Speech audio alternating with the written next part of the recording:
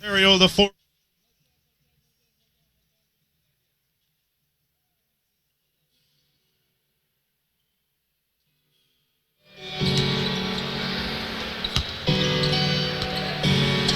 They call it Budweiser Gardens. We're live here in the Forest City, London, Ontario, as the Kitchener-Waterloo Titans play against the London Lightning. Good evening to you, ladies and gentlemen. This is Aaron Sanders alongside JP Justin Prince. We talk about the Titans first, JP. Even though they lost a heartbreaker on Sunday at home against London, 119-117, they shouldn't be discouraged at all, because from what I've seen in the last few games, there's been two key factors of why the Titans are still in tight playoff contention in third place. One reason is Leonard Whitfield, and the other is Isaiah Omape. Yeah, we were discussing this earlier this evening here at the arena here with that connection, because Bernard Whitfield, ever since he's joined the Titans, has been a major contributor, as I spoke with Stu Julius, both on and off the court with his leadership and with his scoring ability. Then you add Omapeg into that mix here, and he has been helping out big time, around 20 points per game since he joined up with the team. So both of them are helping out this Titans team here in their inaugural season down the stretch here in this playoff run. Because what do you think about it? Tonight could also be a big moment for them as well. We'll discuss that in just a second. Yes, they're 16-20, third in the division, so anything could go. We quickly switch over to the London Lightning. They have plenty of scratches along the way. Royce White isn't playing. He went back to Minnesota for family matters. Then Joel Friesen, we don't know if he's going to play or not. And then, of course, we have Julian Boyd. A lot of people would usually see that as a negative factor, considering how big this game is, considering if you go crashing the boards. But how do you see London fare out this evening? Well, last time I said they would struggle a bit with the boards. They still ended up winning the game, of course. And one thing to also know, Marvin Phillips will be starting tonight in place for Royce White. So if he can step up on the boards, Marvin Phillips, I think they're in a good condition, along with Maurice Bolden. Both of them were a little bit not so great off the boards in their last game against each other on Sunday, where Phillips had 0 boards off the bench and Bolden had 4 overall. But if you see an increase from both of them, they're going to be in good shape for tonight. Otherwise, it could be a little nice, especially since Kitchener-Waterloo coming into tonight has the advantage in rebounding on the season. And that's one of the key things, too, when you add that all together. And if Phillips could get a shot going, then they're going places. Keys of the game tonight, if you're Kitchener-Waterloo, what does Serge Langis have to do with this squad in order to come up with a victory here at the Gardens? Well, right now, if you're Serge Langis right now, you want to basically have a kind of performance from beyond the arc like you had a few nights ago, because when you look at the three-point percentage, 47% from three-point land in that matchup on Sunday. You get the same result, you're going to have an air-close matchup as well. You have to hope that you stop the defense well as well, because in that same game, London was able to shoot 52% from the field and outshot them by 4 shots. Guess what? The one made shot was the difference with that 2-point finish down the stretch in the end. So if they can keep the shots down for London and force turnovers for London's offense, I think they're in good shape as well tonight. Lastly, I think you have to still keep that connection with Whitfield and Umapeg together for tonight. The more you have from them, I think, and a balanced offense overall from the rest of your players, the better they will be tonight. How big of an impact do you think the backcourt will be for the London Lightning tonight? I think it's also it's going to, I think, be a big impact tonight, because if Kyle Johnson, for example, is going tonight, then, yeah, they are going to be good tonight, because 31 points in the last game, he's been one of the main scorers. You get Junior Cadogan rolling with his usual 10, about 15 points per game. He's going to be in good shape as well. Marcus Capers, also good with his distribution as well. If you get the backcourt going for this London team, they're going to be in good shape as well for tonight. If they are struggling, have turnovers, I should say, and whatnot, like the Titans probably are hoping to have happen to get themselves a good lead at the start, then it's going to be an uphill battle, especially in the second half. And there it is. Sit back and relax, folks. It's the KW Titans playing against the London Lightning. A lot of things at stake, a lot of things riding in the league this evening, but we'll get back to that when we come here for halftime. Stick around. It's the Titans versus the Lightning. We'll return following the anthem and starters right here on Knockstrom.tv.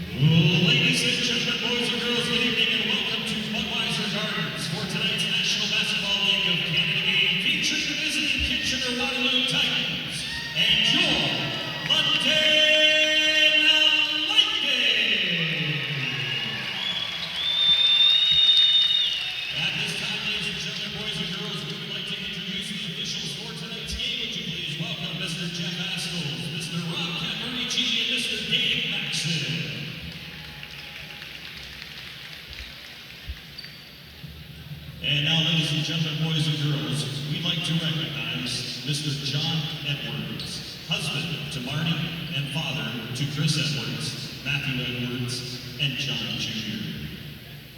John loved riding his Harley-Davidson Street Glide. He loved playing golf, and he loved spending time with his family. John founded Edwards & Sons Complete Property Maintenance Incorporated in 1988 as a husband and wife venture.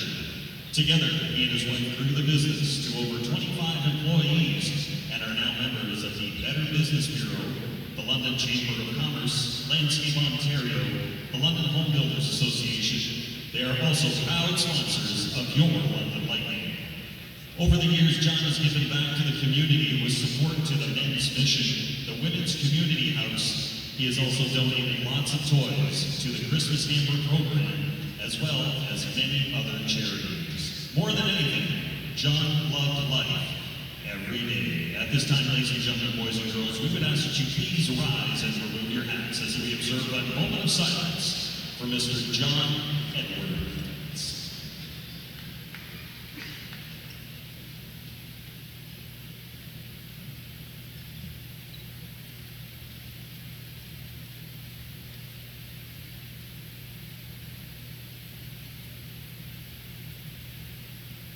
Thank you. And now, ladies and gentlemen, boys and girls, we would ask that you please remain standing for the singing of the Canadian National Anthem to be performed by students from John Wise and Delaware Public Schools.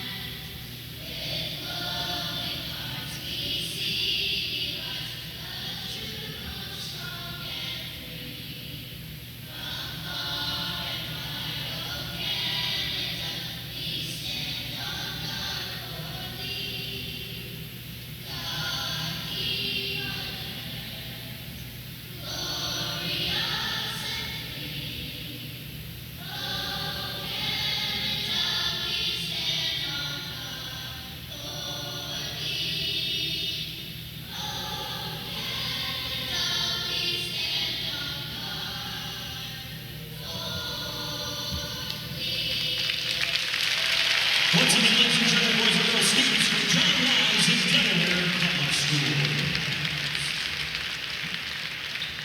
Fans, tonight's 50-50 proceeds are going to London CYO, which offers competitive basketball teams, Spring League, Fall House League, Summer Hoops basketball game, and Little Jags basketball for ages junior kindergarten to grade 3. London CYO basketball also partners with Special Olympics Ontario to provide basketball programs for youth with intellectual disabilities and NCCP coach training and certification opportunities. Please support 50-50 and support basketball in your community. Ceremonial tip-off for you today. It's special because they don't know they're coming to do the ceremonial tip-off or just found out. Okay, welcome sports fan to Budweiser Gardens here in London, Ontario. Battle in the NBL Basketball League near the end of the season between the London Lightning and the KW Titans. I'm Jonathan Howling, and along with Chris Croucher, we're going to call the game for you tonight. And Chris, this is a rematch coming right after Sunday's two-point tight battle between which London came out on top and the Kitchener-Waterloo Titans coming back 3 days later here at Budweiser Gardens. What is your take? What's going to be happening tonight? Well, I think KW has to be coming into this game pretty confident, knowing that they gave London such a run in that game. But now they got to come and try to do it in London's building. Of course, that was a 119-117 game. So not only is it going to be tight, but expect a very fast pace, a lot of scoring in this one. Both teams like to run. Both teams play a similar style. They like to get out in transition. So this could be another shootout, and we'll see who comes out on top at the end. Yes, KW, a bit of a slow start to their season, but they've come on in the last month or so. They've had some key pickups in the mid-season, and in particular we're talking about Flynn Whitfield and Isaiah Umapeg. They are contributing, as Aaron and Justin said at the top of the show, greatly to this team, and they are now in a third-place playoff position, guaranteed, I believe. And now I guess Wins or losses will determine if they're going to play, who they're going to play in the first round, either London or Windsor. They seem to match up well against London based on last Sunday's game. The overall season record is 6-1 for London, but I don't think that's quite indicative now of where the Kitchener-Waterloo Titans have developed as a team this year. You know, if you look at that record head-to-head, a lot of those games, you know, KW didn't have the same roster they have now. They've had a lot of roster turnover, so you're looking at almost a different team at this point in the season. And they're definitely a team that's improved greatly. They kind of were among that Orangeville, Niagara group near the bottom, and now I think you could say they're close to the Windsor group near the top of the conference. And again, they've got something to play for tonight. If you continue to win and you can continue to hold off Orangeville and Niagara below, you can get a matchup against the Windsor Express, who obviously are a tough team. But based on the head-to-head record, you don't want to play London in that first round. Well, London's had a terrific season. They're 31-5 for the season, so I think anybody in their sane mind would try to avoid them and not play them until as far along in the playoffs as you can. No disrespect to Windsor. Windsor has been playing terrific as well the last 6 weeks. Have 19 wins under the belt. Picked up Stutz last week. Stutz as a stud. MVP last year. That's quite a pickup. So they're going to be strong going to playoffs as well. So we're just about ready for the opening lineups to be announced. KW is 16-20 on the year. After the slow start, they've got a number of wins under the belt. This will be the last matchup of the season between the two teams here on a Wednesday night at Budweiser Gardens. I see from the starting lineup, it looks like Kyle Julius looks like he has a full team out, everybody dressed and possibly scheduled to play as well. We do know that Royce White is not available tonight. Joel Friesen coming back off an injury. Not see how much playing time he'll get. I don't know if he's going to pull a Greg Popovich tonight. San Antonio Spurs sitting some of his starters like he did the other night. Getting close to the end of the season, but definitely will distribute his minutes, I think, pretty equally tonight. Again, for London, it's not necessarily about position. It's about making sure your team's executing and getting everything kind of tuned up right before those playoffs so you can go in strong. And London, a team that knows how to close out. They did this last year when they claimed the Central Conference right a little close to the end than they did it this year. But they're a team that knows how to play for the playoffs and how to play in the playoffs. And it's looking like they're going to do that again this year. Yeah, so really London sort of, well, they still got pride to play for and overall record, of course, to shoot for. But really nothing on the line other than stay injury-free, for one, and to really get a lot of playing time for maybe those that haven't played as much during the season, get them ready for the playoffs, because in the playoffs, you need everybody. And when you come into the playoffs, you got to be ready to play. You can't be rusty and not familiar with what's all going on. So I'm sure that'll be part of the strategy for tonight. And going off of what you said about getting guys a certain playing time, we saw a guy like Marvin Singleton play 35 minutes in that last game in Kitchener-Waterloo. So I think that's really the focus, is trying to get everyone firing on all cylinders down the stretch so you can go into the playoffs hot. So, not quite a bigger crowd tonight. We sort of expected that, getting near the end of the season. London's got their playoff position locked up. The Toronto Maple Leafs are on tonight. Maybe they're going to win. You never know. In another overtime game. And it's a Wednesday night, still a school night. So might be a couple of hangovers after the Knights got knocked out last night. Well, that's possible as well, too, yes. Great run by the Knights.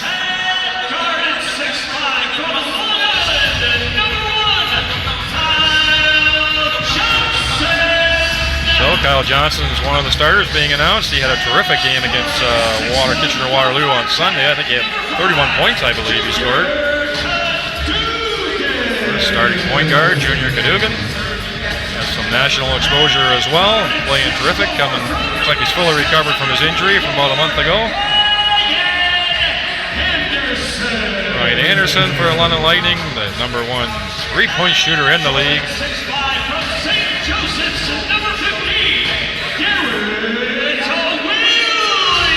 Garrett Williamson, really the captain of the team, what I call the glue guy, who will do anything for his teammates, scoring or defense. That's what he'll do for them. And of course, a fan favorite, Marvin Phillips, who the last couple games we've seen play a little more physical than he did earlier in the year. Definitely comes with the full package, can shoot and rebound. He's taking the place of Royce White tonight. And of course, Coach Kyle Julius. That's a hard bunch of words to say in a row.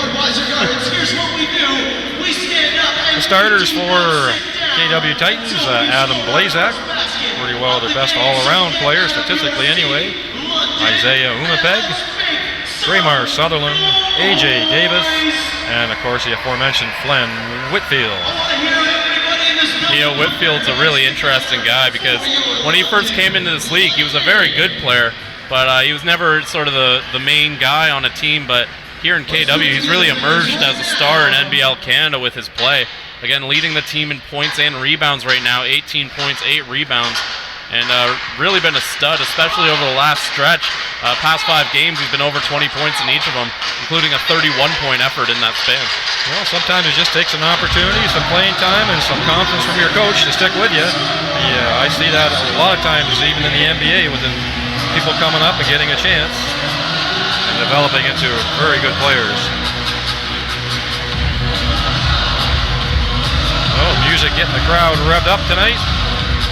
See what kind of battle we have tonight. I do agree it's probably going to be a high-scoring game. The whole league is sort of a high-scoring game.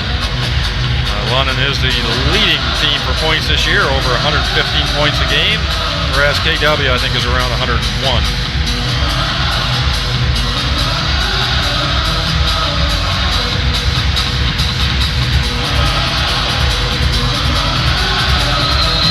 Okay, we're ready for the opening tip-off. Marvin Phillips, Glenn Whitfield jumping off, and the game's on the books.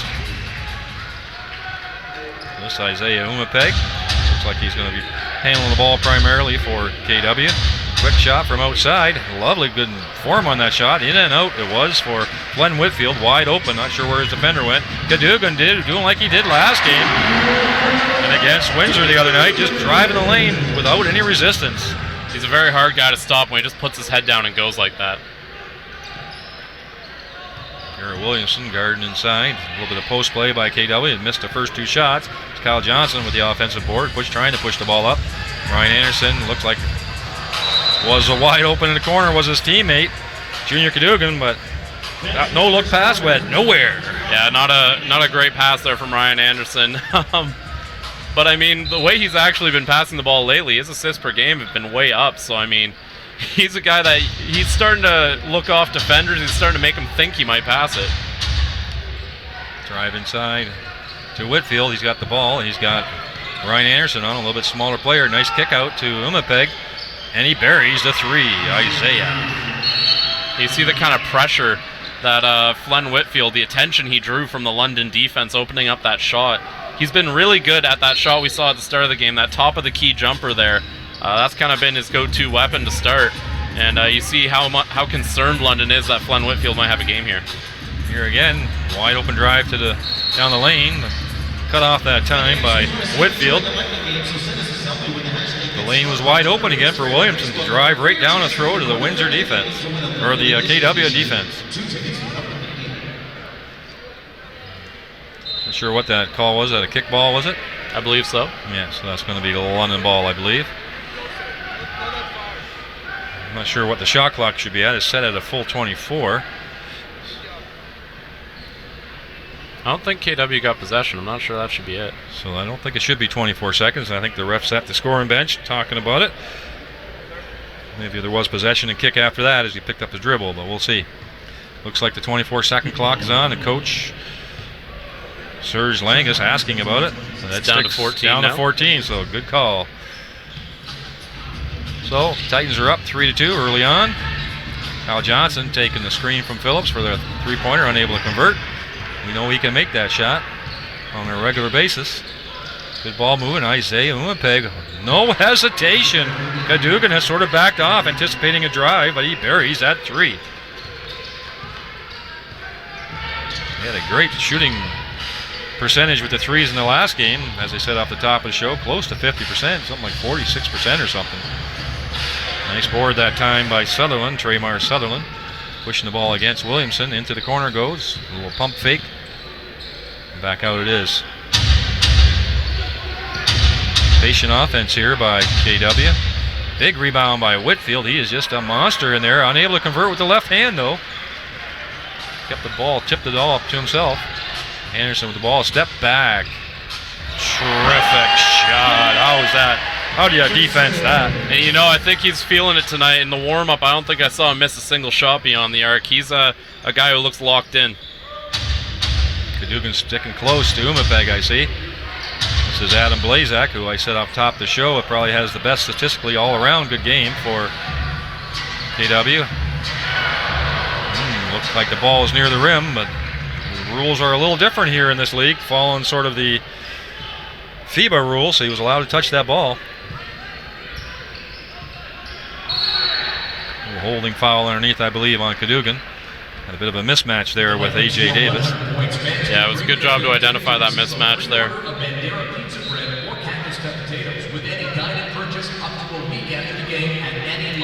So KW with 2 3-pointers.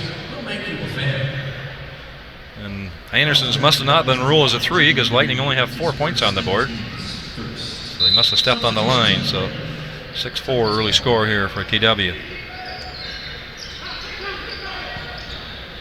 Very patient on the offense. Shot clock is down to 8 seconds. Turnover. Phillips gets, what would I say, lassoed by Umapeg. How was that? That's about all he could do to stop Phillips. That's good right there. Umapeg, I mean, you gotta get your eyes kind of go wide when you've got a split second. All of a sudden, you've got Marvin Phillips charging right at you. Gotta be a scary feeling. So early substitution. Herring's in already. Cadogan is out. This is Phillips underneath, trying to take the ball to the hoop. Kicks it back out to Anderson. A good defense that time by Blazak, sticking with him. Early screen with Phillips. Herring just going to put it off the backboard. Nice soft floater off the backboard. He was looking for Phillips to roll, but good defense on Phillips, so he took what the defense gave him. They're looking inside again. Nice turnaround jumper. Looked like he rushed a little bit. Phillips was in his face. That's Whitfield I'm talking about. Blazak trying to keep Herring in front of him. Phillips, he likes that shot from there, unable to convert, but Anderson sneaks in for the rebound. And a lovely little layup. Yeah, Anderson actually had a mismatch of his own. It was Umapeg covering him. Anderson, a much taller, longer player, able to grab that board. I think you're right. He's got some jump in his step tonight. See how that translates on the floor. Quick double team on Umapeg. Good rotation by Anderson. Unable to hold a pass. Ooh, I thought that might be a travel, but no call. Nice control, fast break by London on that transition. And Phillips jumps out, tries to steal the ball for Whitfield. Whitfield complaining that Marvin Phillips is hanging on to him, but I think Phillips just did a good job getting around him. Criswell in. Well, I think you may be right. A lot of more even playing time tonight. Already 2 early substitutions, sort of unusual for London. Criswell in for Phillips. Second defender on Whitfield. Again, looks like he rushed his shot a bit. And this is Blazak trying to draw the foul, but he got the steal, but just rushed his shot again. A couple rush shots here by KW. Nice drive again by Doug Herring Jr. Defender rotating him. Criswell had it on the baseline. Looks like London sort of figured out how to pick apart this man-to-man defense so far. They have gone a mini run here, up 12-6. Are the London Lightning? Timeout call by the Titans. Yeah, this is the second game in a row where the Titans have had to call a timeout early. And that's immediate timeout with the score. Pardon me, it's immediate timeout. Never mind, my bad. Oh, I thought that KW had called it from what I seen on the floor, but immediate So timeout did it is. I guess. So early 12-6 lead for London Lightning. More concerning for KW is that was an 8-0 run right there. Well, Doug Herring's substitution came in, paid immediate dividends for London Lightning. He was able to slice and dice his way in. Nice little floater, nice pass. Translated to 3 quick baskets, hence the lead. You know, the way he did those cuts, too, he wasn't necessarily only looking to score.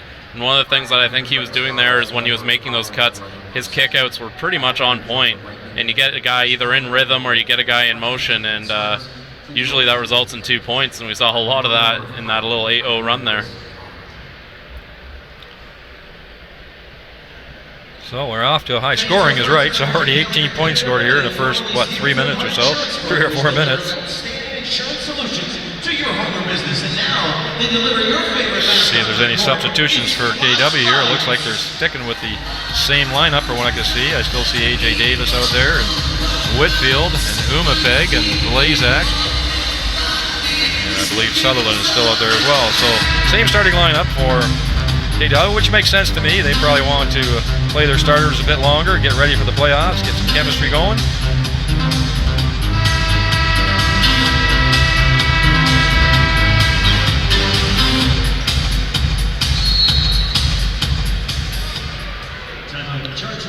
Doug Herring is guarding Isaiah Umpeg. I think that would be quite a chore for him. Umpeg looks quick on the dribble.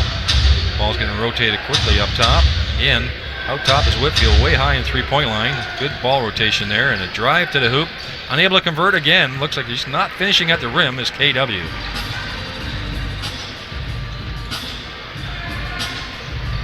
Anderson flashing through the key, unable to pass the ball to him. He rotates all the way to the far side.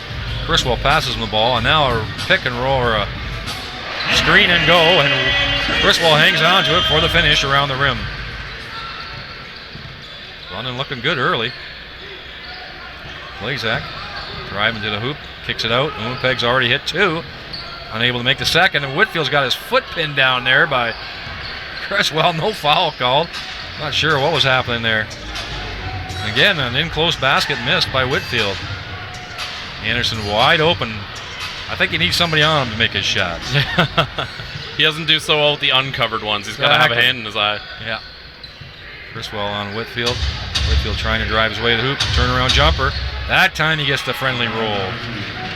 He's been able to generate a shot, just hasn't been able to convert so far. I think KW is right in going to him in the post all those times. Johnson flashing, and early screen coming back out to Williamson. Doug Herring with a much smaller Blazak on him. See if he takes him to the basket. He does. Uses his force and nice control. Up and over he goes. Great strength, too, holding off Blazak like that. Excellent play by Herring Jr. Quick shot at time. Attempt. They're able to get his own rebound back. It bounced right to him. No foul call. Looked like Criswell sort of leaned all over top of him, but no foul called. This is Criswell, a little bit out of control, passing the big man at that speed. That time, A.J. Davis makes sure it goes down. London's still trying to pick up the pace here. Williamson pulls it back out. Criswell takes a quick jumper. They could have worked for something better there, even though the shot was wide open. I don't think Coach Julius was happy with that selection. Blazak with the ball, a little handoff to Whitfield again. Whitfield's the main man. Just got rid of it in time into the corner. Blazak with a nice fake and a handoff. He makes it. Not sure how Whitfield hung on to that. Anderson slapped it out of his hand, but good presence of mind there by Whitfield to finish it off. A nice little drive by Adam Blazak. Man, the number of minutes we're probably going to see from Whitfield, as well as all the contact he's going to take, I hope he gets all the Gatorade he needs. It's going to be a tiring one for him. But he's done a great job tonight providing that presence, and just like that, the Titans have gotten themselves back into this game. Well, some mass substitutions here for London. Maurice Bolden in. Williamson stays in. Cadogan's back in with his partner Herring. And our first look at Joel Friesen in a couple games. Converts the free throw. 3-point game. KW clawing their way back into it. Herring, he's been sort of driving it. Driving the offense at the moment as Doug Herring Jr. draws the foul that time.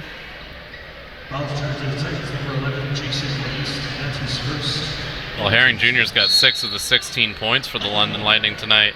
That doesn't tell you what he's doing for this offense. Friesen with a quick shot from the baseline off a set play, misses.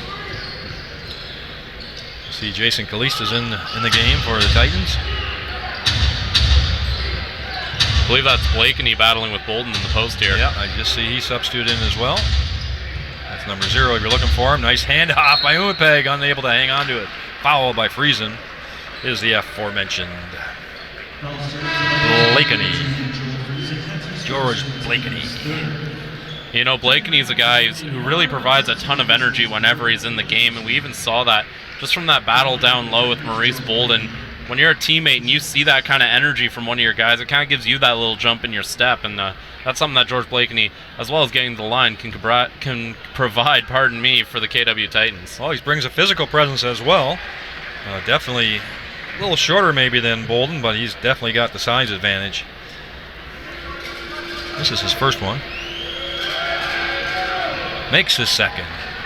Phillips with a quick outlet to Doug Herring Jr. and Cadogan trying to push the ball up quickly to Bolden. He doesn't settle for the three-pointer. That's a much better play from Bolden. Phillips, the beneficiary of that little drop pass. You can see he wanted to shoot. I don't think the coach would have been happy if he had. He did the little pump fake. He thought about it. Hesitation, dribble, drive, and a handoff to Phillips, who was flashing down the lane and draws a foul. You know, we talked about how the Lightning are able to cut into the lane at will right now. 14 of their 16 points have come in the paint in this game, so London really going down low early. Of course, I got to mention Maurice Bolden, who just came from the D-League. That league just finished. Where else was he playing but the Austin, what team? Spurs. Of course, there's always a Spur connection somewhere in here. I didn't know that Aaron was from San Antonio. I guess he moved up here to Canada a few years ago, but said he's always been a Spurs fan. That's where he grew up. I said, hey, you're my favorite person now. My feelings are a little hurt, John, but okay. Well, I'm sorry. You're my favorite broadcasting person, so you're my partner. Herring Jr. Bolden again, not settling. A nice little pass again. He's creating some offense. That's what we like to see. 2 assists now for Bolden on his dribble penetration for his teammates. Blazak was ready to shoot. Right as he triggered it right away, unable to convert, but he can make those shots. Herring not settling again. He's driving in, unable to convert that time. Everybody back for KW on the boards. Ball over to Kalist. He shoots the 3. Not shooting with quite as much percentage here as he did last game. Martin Phillips gets pulled down that time by none other than Flynn Whitfield. Just demonstrating a little bit of Messi ball there. Lionel Messi with the soccer. You know, Flynn Whitfield might want to watch those fouls. Last time he was in London, he actually dealt with foul trouble for the majority of that game. So he's a guy you don't want to have to put on the bench for extended periods of time if you don't have to. Well, so some more substitutions for KW as well, so we'll get those players' names as soon as we break in the action here, or if they touch the ball. Bolden up top. Definitely has a size advantage on anybody who's guarding him so far. And this is Anderson back in the game, so lots of quick substitution. Friesen trying to find his shooting eye back after sitting for a while the last couple weeks. Again, quick into the corner. Good ball movement this time by KW. And that was number 15, Adam Wing, winging it from the corner. Bolden again, nice little dribble penetration. He gets hung on to. He's becoming a handful when he plays like that. Tall, lanky, 6'9", handling the ball like that, almost like Giannis Antetokounmpo. I wanted to say that name. Isn't he awesome, that player from He's Milwaukee? a special player. He really is. And so young yet. He's like 22, turning 23. That's unbelievable. He's the future of the NBA. I don't doubt it. Future face is right. But while we're here with the NBL with Mo Bolden, yes. A guy who I don't really see anyone on KW who has the length to match Bolden. So I think he's a guy who could be having a pretty good game here. He had 15 points in the last time these two met. It was the first time he really saw extended minutes, and he really did a great job with those minutes. So look for him to have another game here tonight. Well, he's certainly take the bit between his mouth, and he's going hard at it. He's only been here, I think, 3 games, I believe, so he's still learning. He had played here last year, of course, and got moved up to the D-League. Phillips with the steal again, overplaying on that pass. Here's Bolden again, taking it to the rim. Little turnaround, and alley-oop, unable to convert. That was a good move by him. So far, he's been the main driver for the offense the last few possessions for Lightning. This is Blazak up top. Phillips on him, bit of a tough mismatch. A bit of mismatch inside with Friesen. Joel Friesen took an elbow there. Another big elbow by Blakeney. And again, rushing their shots underneath. George Blakeney that time. KW could have converted a few of those ones underneath, but just taking a little more time with it. They definitely have earned the spot to get the shot off. It's Friesen up top with Blazak on. Bolden, nice little alley-oop again, unable to convert. A little concentration lapse. They're doing the right things. Working him into the lineup. This is Greg Morrow in the corner with the ball, swings it back out. Yes, Calise with the ball, looking inside again for the mismatch. Overthrows it that time. Didn't wait for his player, George Blakeney, to establish his post position. So Anderson up top. And he's going to see if we can make a three. They're definitely trying to work him in. You can see it. The teammates are really pulling for Bolden, trying to work him into the offense, giving him all kinds of looks, which I think can only bode well for him going forward, especially for the playoffs. Well, I think they recognize the skills that Bolden can bring, and if you can get him involved in the offense and get him working before playoffs, that'll be a huge boon for the Lightning. Bolden playing on the big. That time, Blakeney hangs on to it and powers his way to the basket and back to the foul line for the second time. And that's how Blakeney gets a lot of his points. It's usually just a power game. He either backs you down and then goes over you on his way to the bucket, or you end up just trying to hold on, take a foul, and send him to the line. I think patience is the key, I think, for KW in the key. That time it paid off with a foul. 22-14, and Lightning with another push there again to open it up to an 8-point lead. Makes his first one.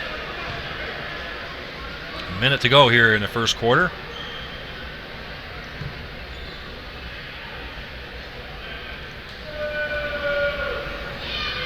Well, certainly taking his time on the foul line. Don't usually see that too often. No kidding. And it pays off. He converts. I'm not sure how much time you got in there. I think he got 5 seconds or something. But well, they say patience is a virtue, and I guess it worked out for Blakeney. okay, Junior Cadogan back on the floor. Doug Herring Jr. back to the bench. Kyle Johnson again as well. And Cadogan again driving hard to the hoop, unable to convert. Blakeney able to avoid a charge or a foul. That time a turnover. Double dribble. Looks like him and Davis are talking about it right now.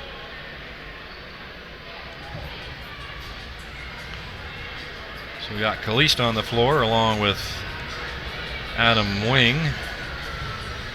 Just trying to see who else there. Blakeney, of course, is on there, we can see. Greg Morrow still on the floor as well. And A.J. Davis back in the game from his starting role. Joel Friesen driving hard to the hoop. High off the backboard, soft touch with that left hand. Yeah, I think he got woken up a bit from that elbow earlier. He's been playing with a little bit of fire since then. Yeah, we missed him the last few games with his tenacity in there, right? Well, he provides a lot to this team, both in the grit and the skill department. Wing up top. To Morrow trying to drive the hoop. Good coverage by Cadogan that time to drive to stop the lane. And a nice shot on the outside with Marvin Phillips all over him was Adam Wing. Marcus Capers in the game. Phillips looks like he's forcing his shot a bit, but it's okay. The clock was running out. It's a good clock awareness. Unable to convert though. So 24-19, 5-point lead. KW closes the last couple possessions. You know, KW had a couple of good looks there, unable to connect on a lot of those shots though, and that really hurt them. They only shot 22% in that quarter. They made 3 3-pointers. London didn't make any. That's what kind of bailed them out. But anytime you shoot 22%, it's a sign you're not having a great shooting night. I don't mind their looks either. I think they've had some very good looks. It's just a matter of connecting, and I think that'll come. For London, you're getting almost everything you want when you go into the paint. But their three-point shooting, again, 0 for 6 on the night. Which is unusual for the Lightning. So yeah, usually it's the other way around there. They yep. usually have the three-pointer setting up the inside play. So far, they've got the inside play, hasn't set up that perimeter game yet. Yeah, so London shooting a good percentage there as well from the two-point land, 41-42%. But you're right, KW's shooting percentage right now quite low, and like we said, sort of forcing them. The ball's getting inside, but they're forcing the shots. I also think 6 turnovers. That's something KW is not going to be too pleased with in that first quarter. Take care of the ball a bit, and again, it's still a close game, and it could get even closer if you just clean up a couple things. Nothing too major. Bench scoring looks like London is really producing off the bench. They did a lot of early substitutions as well. Well, half their bench points coming 8 points from Doug Herring Jr. That'll help that number along. Yes, bench scoring 16 out of the 24 points for the Lightning. So back to the drawing board at the quarter break here for Coach Serge Langas. course, we know that Whitfield sat off the last 4 or 5 minutes. Blakely filled in admirably. One guy who actually had a pretty good quarter there, Ryan Anderson. We don't usually think of him as a top rebounder. Had 7 rebounds in that first quarter. That's a great number for him. Well, he certainly had a lot of jump in his step, like you saw, and was pursuing the ball all over the place. Translated into rebounds for him. Well, they will have Royce White missing tonight, so he's a very big part of their defense and offensive rebounds. So they need to fill the hole in there. Anderson providing that role so far. Okay, you're at the start of the second quarter at the Budweiser Gardens. I'm John Van Houweling, along with Chris Croucher, calling this game for you between the London Lightning and the Kitchener-Waterloo Titans. I like the Titans names, my old high school name, Central Elgin Titans. Shout out to them. Look, Cadogan with the ball up top. Junior Cadogan, that is. Got Caliste on him, who's a bit of a smaller player to guard him. Kyle Johnson lining up the three-pointer and gets run over, that time by A.J. Davis. Yeah, textbook hip check right there. Well, like a slow motion kind of idea, slow screen. And Kyle usually gets his shot off really quickly, does Johnson. That time it was slow, and I don't think A.J. Davis anticipated that. Well, I think he saw Davis coming in a little too fast, so he just sort of slowed it down and made sure he got bumped. Oh, there you go. That would be a savvy play. That would be like a Reggie Miller kind of play, right? Yeah. Getting all these comparisons tonight. Come on. Just don't celebrate like Reggie. No. I love Reggie, though. He was awesome. Could turn into a really good announcer, too.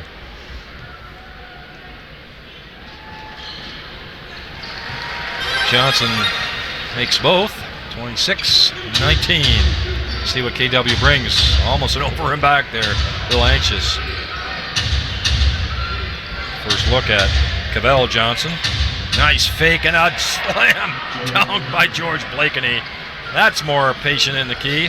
Both players went flying past him. Looks like they're trying to free up Johnson for some open looks. Now they're looking inside. Got to swing it to Cadogan. He's driving to the hole. Kicks it out. This is Phillips. This is third attempt. And third is the charm. Is a weapon that he brings. Dribble penetration that time, and who's that again? Blakely in there. I think Phillips knocked that one out. Blakely making his presence felt in there. Again, a rush shot underneath by KW. They've missed what we would call puppies. You know what? They've had those good looks. They get the ball in the right spots. It's just they haven't been able to make that work for them. Ooh, quick shot, fadeaway that time by Caliste, unable to convert. Should add with that rebound, Marvin Phillips just hit 1,000 rebounds for his NBLC career. Wow. Second player all time to do it, first to do it with one franchise. Dugan unable to convert. Caliste pushing the ball up. Just double teamed, and now Kyle Johnson on him. Ball swinging around well for KW. This is wing in the corner. Blakeney turns down the three-point shot. I don't think it's one of his weapons, but we haven't seen that yet. He can set a screen, that's for sure. And he rolls and opens the lane for his partner, Caliste. Drives right down the throat of the defense.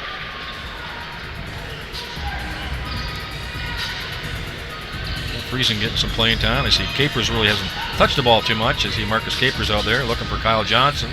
Setting multiple screens for him. Can he make it 2 in a row? No, he's just a little out of his comfort range maybe. But he plows through for the rebound and gives it to Junior Cadogan. It rolls in and out. London's also missing some easy puppies, we would say, underneath. Good hustle by Marvin Phillips that time. Good anticipation by Cadogan on that screen and roll.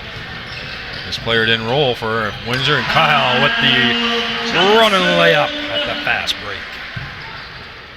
That's one thing London does. They fast break very well. Good finishers around the hoop.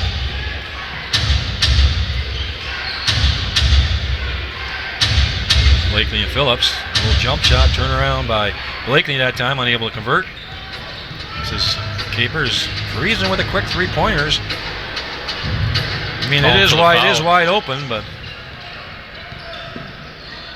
it should be a charge. He anticipated that sidestep by Adam Wing. Did Junior Cadogan. Cadogan, he's really improved as a defender, I found, during the season. Not that he was bad before. He was pretty good as a point guard defender, but I think he's really jumped up to that that upper tier of defensive point guards in NBL Canada. Well, it is probably the most difficult position to guard in the NBL. There's tons of point guards that are quick, lots fast, of speed, can shoot, lots of speed, and a lot of different types of guards too. Absolutely, and that's not really what London has. They've got bigger guards, decent speed, not blazing speed, but really multi-dimensional guards. A lot of the teams though have the quick guards, like you see that KW brings tonight as well around the league. Junior Cadogan, of course, tasked with guarding them. Doug Herring Jr. in for Cadogan. He was a spark plug when he came in earlier in the first quarter. Kyle Johnson with a step back, looking at the shot clock. Good awareness that time. Great box out by the little guy, Kalist, on the big guy, Maurice Bolden, to grab that rebound. Good hard work, and he gets rewarded for a three-point look. Unable to convert. Herring comes out for that scramble with the rebound. And who anticipated that was A.J. Davis. And the big guy, Glenn Whitfield, makes him pay with the dunk. Ill-advised lob pass there. You know, sometimes with London, they're looking to make that big play, and a lot of times it works, but, you know, it's a double-edged sword here and there. Bolden again turned down the three. Now he sets himself up. Good look at the basket. KW running to the hoop hard. And a good finish, even with Bolden in his face, by Traymar Sutherland. And in his face, A.J. Davis a little too much with Ryan Anderson. Gets the foul. Well, KW's closed it to 4 points here. 8 minutes to go in the second quarter.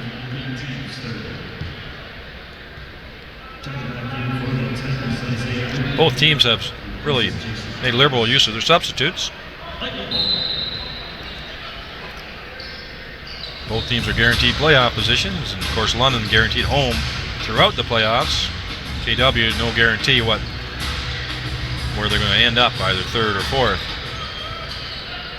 Isaiah Umenpeg back on, scored the first 2 threes for KW. The starter Glenn Whitfield also out, driving into the lane. He gets held that time and able to finish on the continuation. He just danced right by Maurice Bolden. Huge bucket there from Glenn Whitfield, who again has just found its extra gear in KW, and he's really worked with it so far. Well, I'm very impressed with his skill set. Good control dribble that time, and able, 2 strong finishes, been hammered twice, finished both times on the last few possessions. You know, he's always had the skill set, and I think this is the year where we're seeing him. That's a mindset now, is what you're saying. Yeah, I think this is the year where he's finally, you know, feeling like the star on the team. You know, he's the alpha right now, and I think he's really running with it.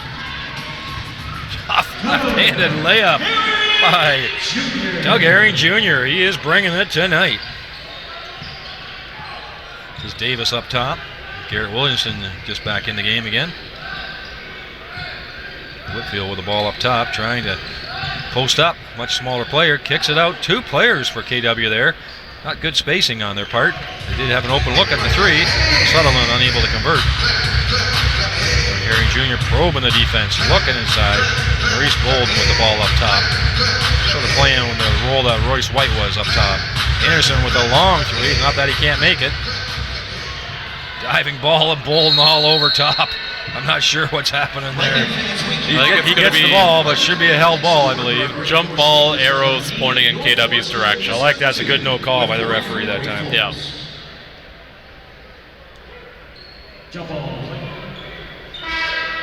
Well, I'll give London some credit here because they have their season really wrapped up for the season play, but they're playing with a lot of grit and determination tonight.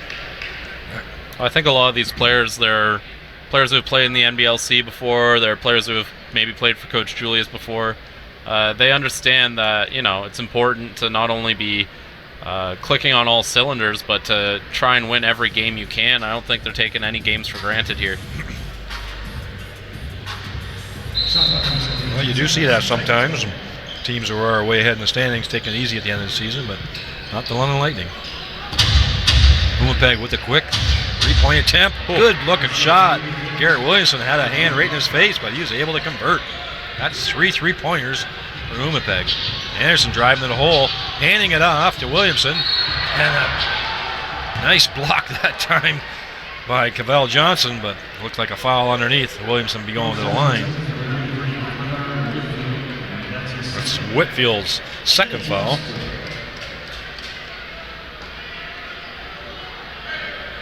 One-point game. Always good to call close games. Well, at the start of the year, we were starting to worry we might not get too many. There were quite a few early blowouts. So London was way ahead in the development, I think, early in the season. A lot of the teams, we see them coming by for the second, third, and fourth time, some roster changes. KW in particular, they're not the same team. You're absolutely right. They're a much better team than they showed early in the season.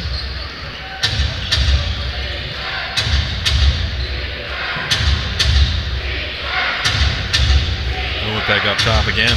Garrett Williamson sort of leaning all over Johnson. Ryan Anderson, some physical play with Johnson trying to establish his position, but a little too physical, too much arm flailing. He was in a tough matchup there. Cavell Johnson, a much bigger player than Ryan Anderson there. It's really quite a small lineup out there for London. Other than Bolden, who's slender but's got the height. No bulk out there.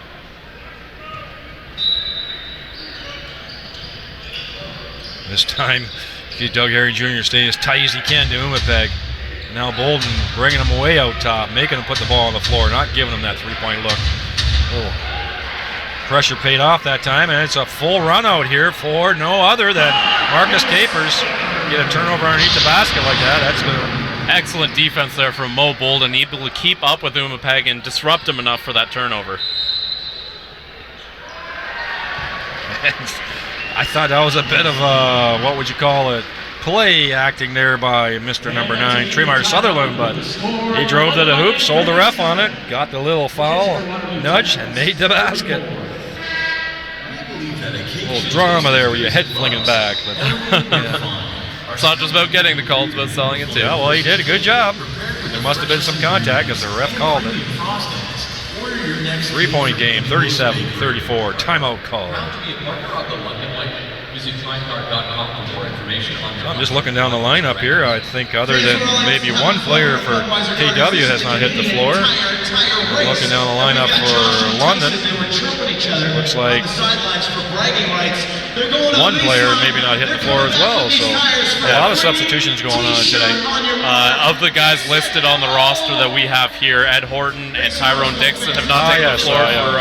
Sorry, I missed Horton there. For Horton KW. and Dixon, that's right. So and then Singleton for London hasn't taken the floor. So we've seen, what, 10 on one team, 11 on the other team. So we've seen 21 players already. We're only partway through the second quarter. So. Oh, we had someone wipe out on the tire race. Blew a tire. That's a good one. Yeah, here you go. So. Oh, yeah. Looking at the game so far, though, leading scorers, Doug Herring Jr., 10 for the London Lightning, 9 for Glenn Whitfield of the KW Titans. Ryan Anderson leading the way with 7 rebounds. AJ Davis, 4 rebounds, 4 assists. So some interesting names. You usually don't see a guy like AJ Davis leading the assists. You usually don't see a guy like Ryan Anderson leading the rebounds. So it's going to be a very wing-heavy game based off that.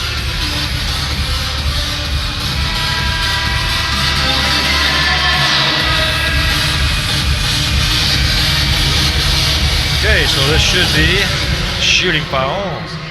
The old-fashioned 3 for AJ Davis if he can convert.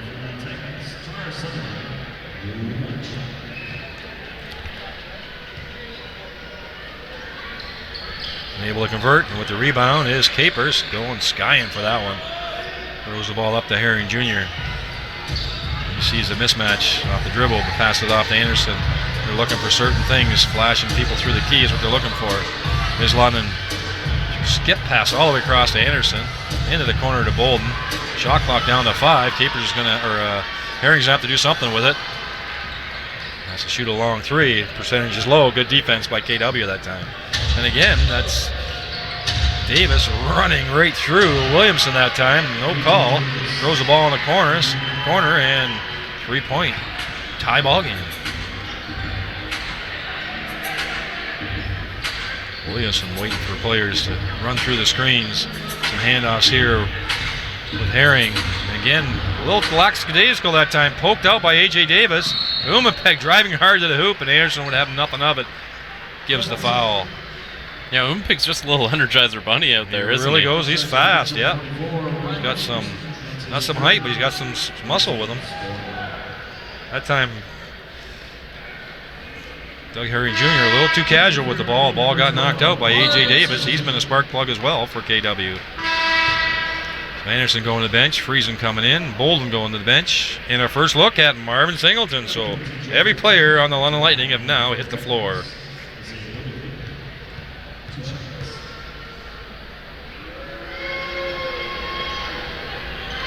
Makes his first. It is a bit of a different intensity than when Windsor was here the other night, though, eh? I'd say you can really tell. So I think it has to come down to play style there. KW is similar to London. They run a lot, whereas Windsor tries to kind of beat you up a bit. So true. Johnson with the rebound. And again, going hard to the hoop and finishing. Left-handed, Jason Kalist. And they taking the lead, 40-37. Ball swinging around. Singleton taking a three-point shot. Not really known for that, but didn't take him long to get his first shot off. He's getting bounced underneath and just holding on to Glenn Whitfield. Whitfield just backed him right down to the baseline, and he could not get around to get him to front him, so he just ended up hanging on. He's down on the floor. I think he might have banged his head maybe a little bit on the floor. Yeah, Glenn Whitfield actually landed on the head of Marvin Singleton. It wasn't a huge impact, but that's a lot of weight on a very sensitive part. Well, Flynn doing a good job backing his man right down underneath the basket and not allowing him to come around to get fronted. Singleton's going off. That was a quick appearance, but you noticed him right away. Came in, took a quick three-pointer, and foul all within about 30 seconds of play. Yeah.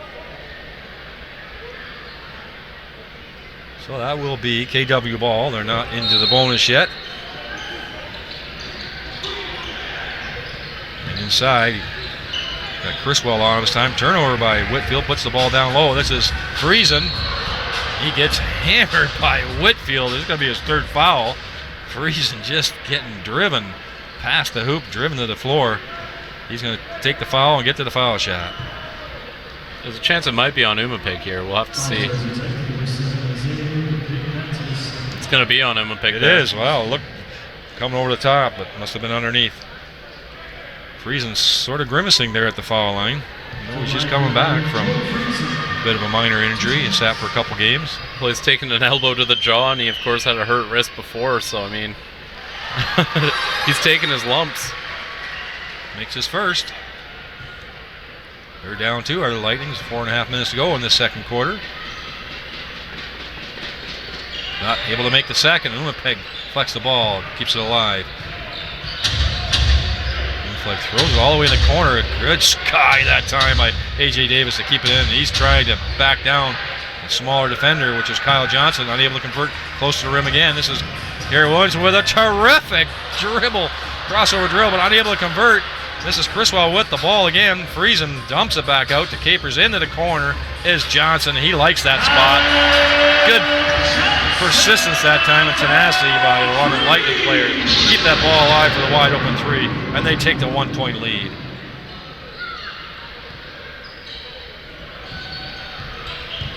Dribble penetration, kick out this time. Johnson unable to convert. Good box out that time. Kyle Johnson's time pushing the ball out. Stops at the foul line for the jump shot. And again, nearly kept alive by Criswell. Nobody's hustling back for London, though. Just one player, Joel Friesen, sitting there. He's able to get the rebound. The ball gets driven and stolen after that crossover dribble. That time, Johnson learned his lesson. He stayed right there and stayed in the way. Back and forth. No one able to make a shot here. Bit of a scrambly playing at the moment. Friesen driving the hole, jumps it off to Garrett Williams, who's going to pull it out and set it up the old veteran. Probably smart to slow it down a bit here. He's looking for certain things. Capers, or Herring Jr. in the corner. Wide open shot by Friesen. 0 for 3 tonight, from what I can tell. He is the second leading three-point shooter for the London Lightning. He's got, I think, over 70 threes this year. Maybe a little rusty. Whitfield up top. Criswell on him. Criswell in his face. I don't get any lift, and Criswell runs past. Good hustle back that time by Whitfield. Too low of a pass by reason. And Whitfield a little out of control. And who draws the foul? The man that does everything for the London Lightning, Garrett Williamson. And that's going to be 3 on Glenn Whitfield, a costly foul as well. Well, you do have 6 in the game, so he's got 3 more if he wants them. Just don't get him in this half. So 41-40, tight ball game, back and forth. A couple early spurts by the London Lightning. KW Titans clawed their way back in, took a lead, didn't hold it for long. Now it's a 1-point game for the London Lightning.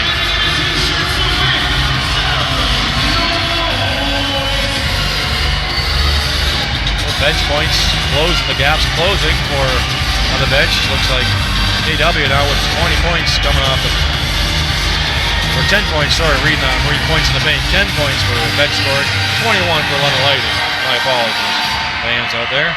Shooting playing a little bit better for KW. They made some conversions there. Turnovers still a problem though. 11 turnovers from the Titans so far in this game. They had 6 in that first quarter, so they're on pace to do exactly that this quarter. You gotta take care of the ball a bit more here.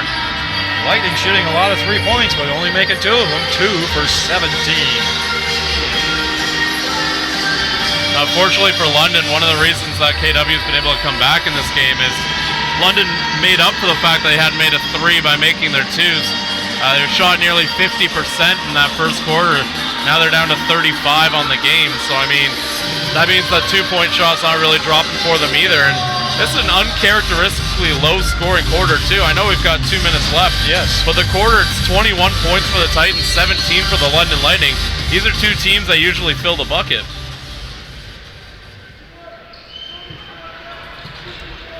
All right, Cadogan back in the game. He's Aaron Jr. still in there. They usually rotate in those positions and then play together, just like Lowry and Joseph. Kyle Johnson gets the ball stripped by Blazak that time. Almost a turnover, but Kalist thought better of shooting at 3. And we got the big guy, George Blakeney, back in, establishing position. That time Criswell fronts him, doing a good job staying in front of him, bringing him back out. He's going to take a 3 because the shot clock was down. Didn't look pretty, and it didn't go in.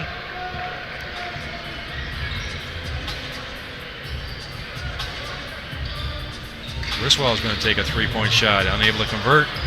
They're really living and dying by the 3-pointers tonight for some reason in this second quarter in particular. I think they can manufacture a lot better shots like they were interior early on in the game. That's a travel. Good rotation by Criswell that time. Blakeney unable to keep his pivot foot established. So really quick shooting 3-point triggers tonight in the second quarter in particular. Not really a high percentage or in the flow of the offense either, I find. The one that Kyle Johnson had in the corner was after offensive rebound. The ball came out, 2 passes, and he had a great wide open look, and he buries it. So, unfortunately, we haven't seen a lot of those looks. I find a lot of the shots they've been contested when they're beyond the arc for London. Or rushed, really, too, right? They're taking it so quickly, they're not really set up. Isaiah Umapeg is playing a little too much body that time on Junior Cadogan. I think that will bring him to the bonus, I believe. Yes. Yes, it will. So,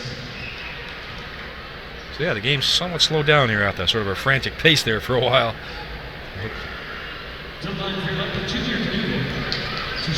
Cadogan at the line for 2. Makes his first.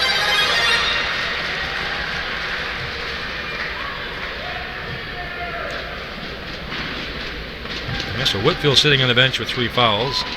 Hence George Blakeney's appearance again. Substitution. Umapeg is going off as well. Adam Wing in the game.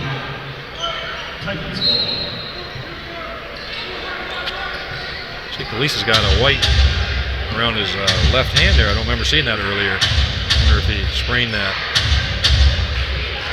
Criswell against a bit of a stronger player. Can Blakeney finish? Criswell can't keep with him. Good footwork that time by George Blakeney to draw the foul. That'll be, I think, his 3rd appearance at the foul line, I believe.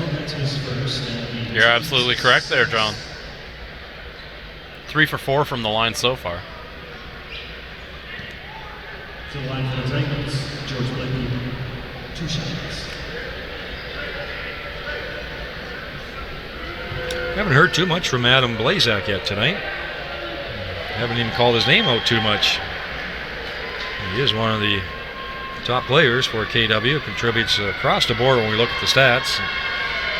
Among the team leaders, not only in scoring, but in steals and assists.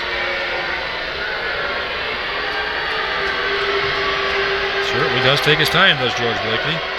Doesn't pay off that time. Williamson with the rebound. Fast outlet to Cadogan, but not far enough to lead again. It's 2 ill-advised passes by the Lightning on the fast break.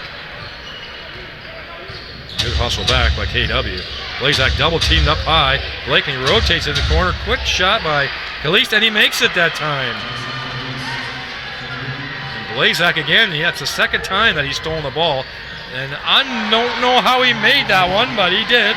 I think he heard you, John. Yes, he stole the ball. I thought he was rushing himself again, but obviously he had the nice little touch high off the backboard.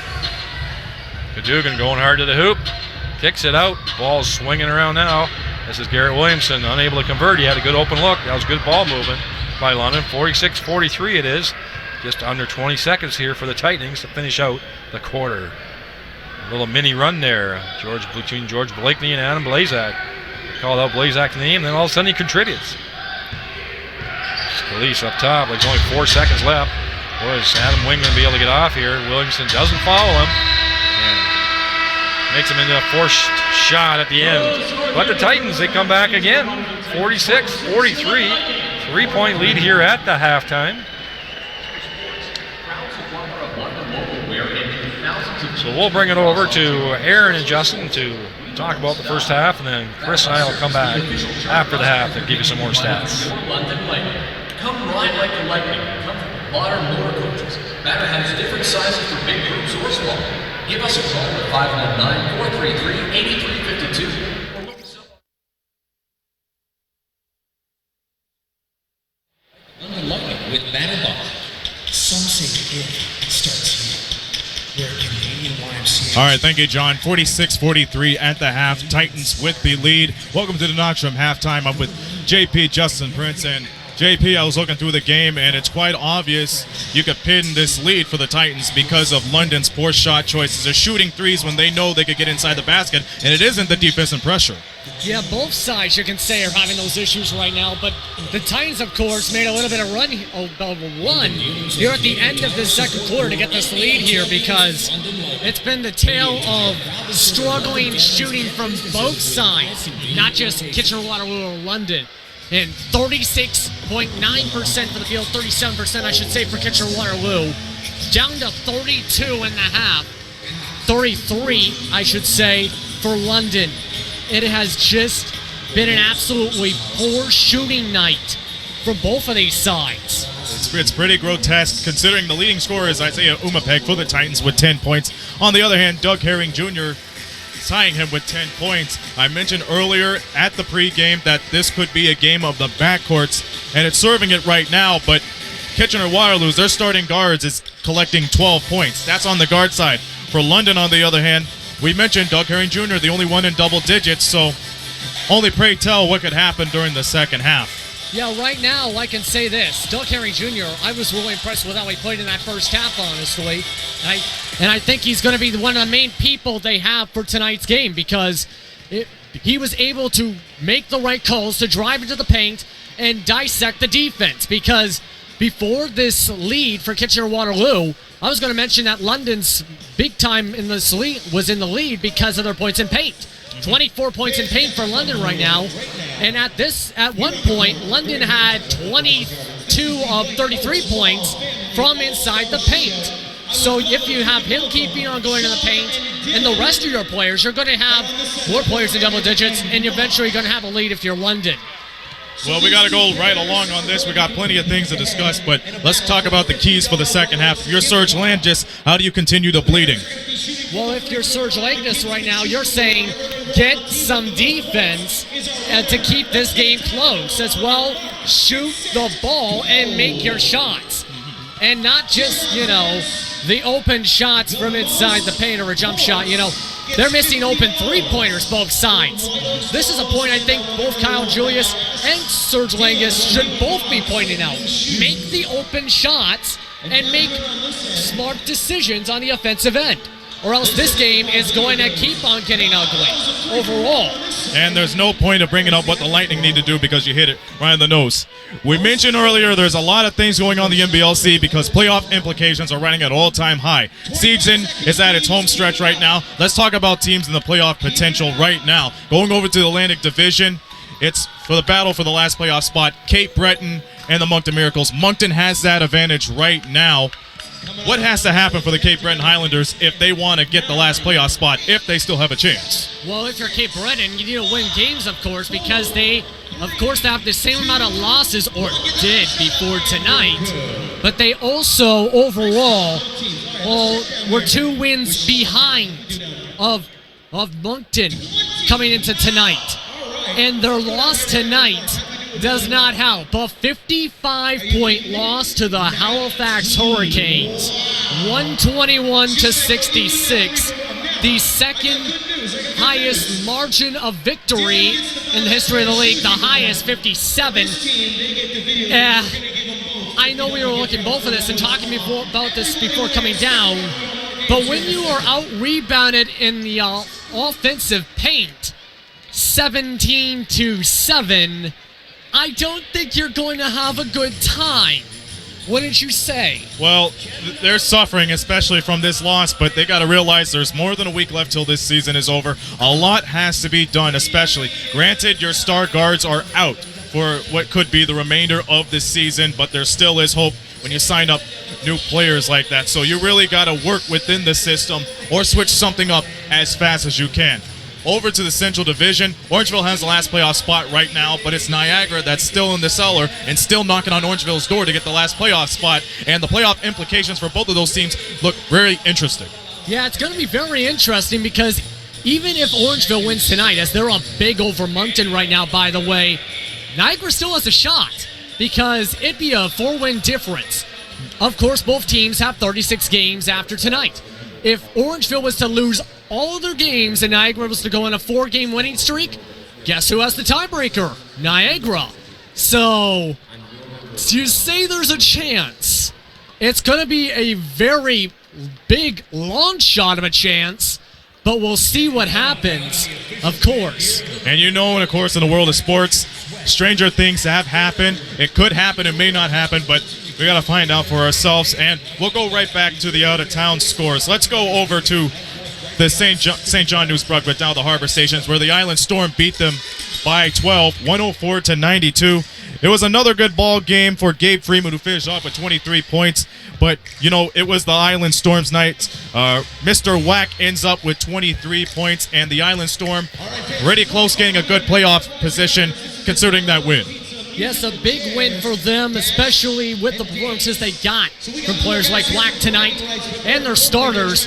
As they led the charge throughout the night, they definitely needed to get a big win tonight. Of course, St. John right now in second place. Island Storm still might have a little bit of a shot, of course, to crawl into that spot. So a big win tonight to get the ball moving down here in the stretch. And it's halftime over at the Institute. Orangeville leading 73-43 at the half over the Moncton Miracles. And, of course, we already mentioned Moncton is right sitting down on the final playoff spot.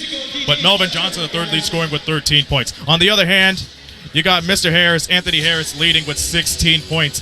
Orangeville really comfortable right now. But like we said before, stranger things have happened, and Orangeville still trying to get a string of wins on their belt before the postseason starts. Yeah, a lot can still happen, as I mentioned, especially with the playoff seeding right now. Because Orangeville, they're playing very well, but one bad turn of events or a bad momentum swing, and they could be out of this. So they cannot afford to struggle, and they can easily make the playoffs if they win this game tonight and then their next one, or one of their final 4. So you get the win tonight, you get the first step done. You got to win in the next few days, you finish off Niagara and seal yourself in. Well, and one major playoff implication, if the Titans do lose tonight, Windsor Express clinched the second place seed in the Central Division, so they will have at least home court advantage for the first round. But of course, we still got a long ways to go before we see how the playoff picture is seeing fit. And right now, the Titans are leading by 3. Once again, leads have been wiped away, but then again, this Titans team has been playing very persistent, of course, with Flanard Whitfield and Isaiah Umapeg adding to the damage. It's halftime right now, Titans 3-point lead. We'll return with John and Chris on the call for the second half, and we'll see you folks at the post game. We're live right here at Budweiser Gardens. You're watching Knockstrom.tv for London Lightning Basketball.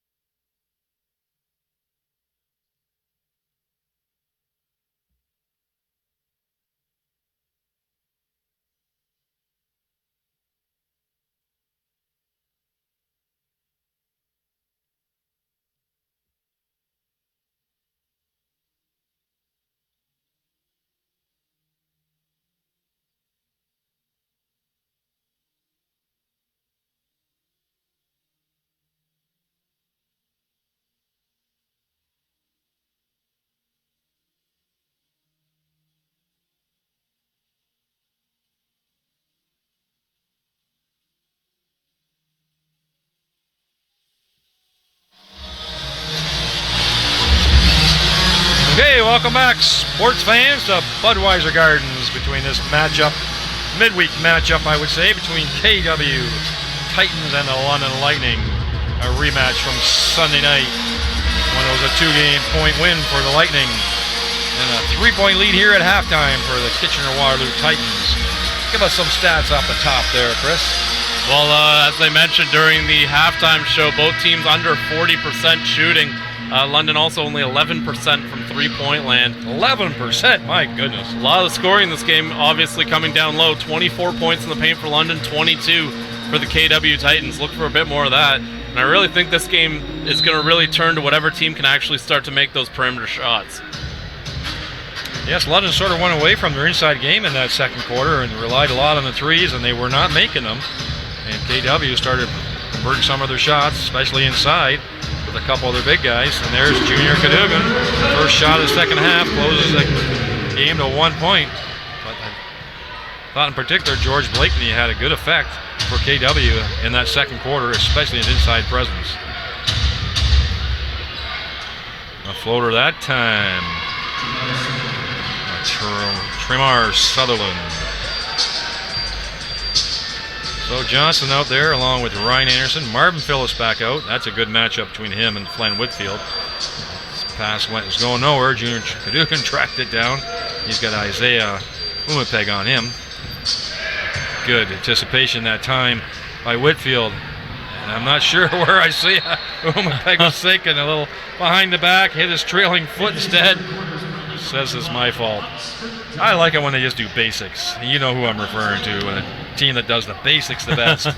You know, sometimes you don't need the flair. Exactly. It looks good, but at the end of the day, you just got to get it to where it needs to go. That's what I think too. Into Phillips it goes. A little inside presence, a little fake, spin around move. Unable to convert. Whitfield stuck with him that time, but that was a good power move by Marvin Phillips, which I think we should see more as the playoffs start coming on. As Blazak out top in the early screen from Whitfield. Whitfield with a mismatch with Garrett Williamson, but he's doing a good job fronting him. What's Blazak going to do here? He's taking him to the hole. A little old-fashioned scoop shot underneath Marvin Phillips' arm. And now there's going to be another turnover here. 2 early turnovers for the Lightning.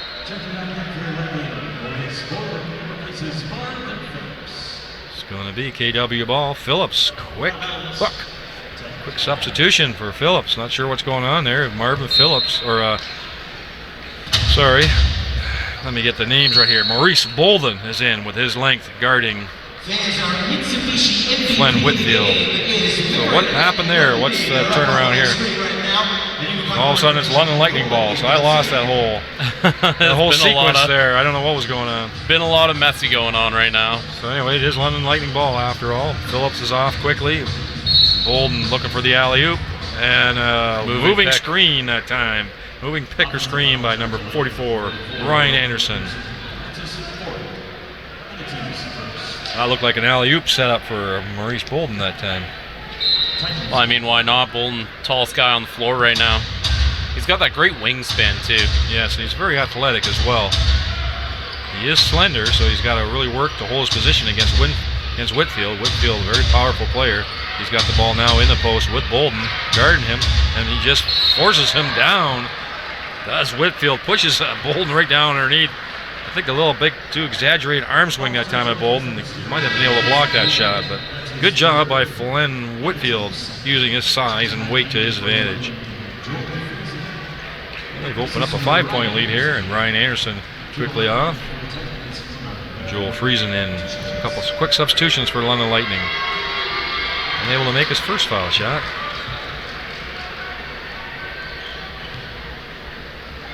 Two quick fouls on the London Lightning already early in this third quarter. Doesn't make either of them. Lots of people diving on the floor, and who comes out but Junior Cadogan? He's taking it right to the rim, and he's not taking no prisoners. He finishes it. Blazak with the ball a little behind the back. Pass into the big guy, Whitfield again. Not a great pass for Blazak to catch and shoot that time. Going to be another scoop. That time, Kyle Johnson holding his position. Blazak forcing that shot. They're looking inside to Bolden, and that's got a mismatch with Davis on him. Again, Joel Friesen, nice finish at the rim. 2 baskets at the rim.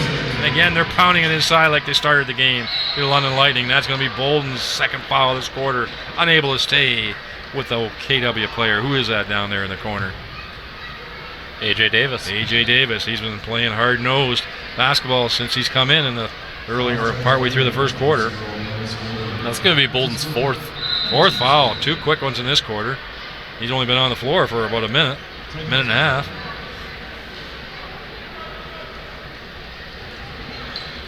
Well, I like what London was doing. They were driving it down the lane. Cadogan, Friesen, that's what they started the game with. Got to the early lead, then they got away from that game.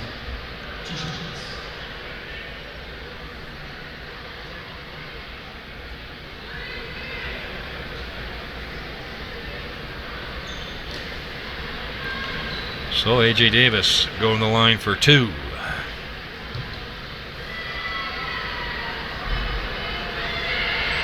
Boy, slow taking foul shot people here on the Lots of time on him. very deliberate at KW, but he makes it pay. I don't know if I could stand there and sit there so long with the ball in my hand. I'd get antsy and shoot it. Usually one dribble and I shoot it. So Criswell coming in the ball game, it looks like, for London.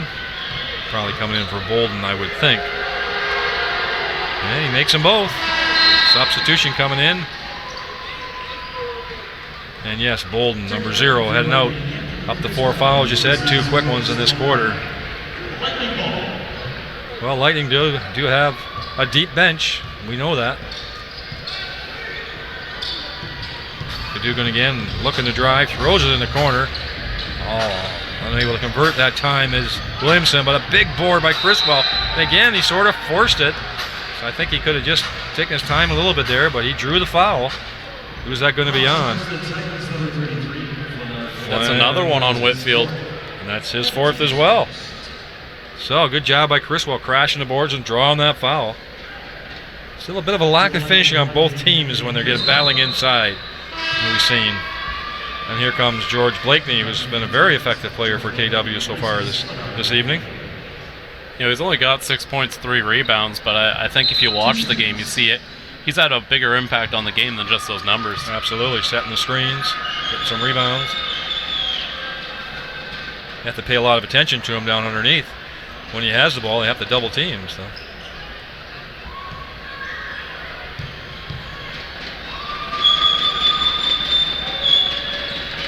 Criswell makes his second. That's Anthony Criswell I'm talking about. AJ Davis with the ball up top. Looking underneath for Blakeney. That's Blazak up top. He's going to take a long 3-pointer, and he buries it. I think he's just waiting to get warmed up with Blazak. He hasn't had much opportunity so far this game, but his first good look at a 3, and he buries it.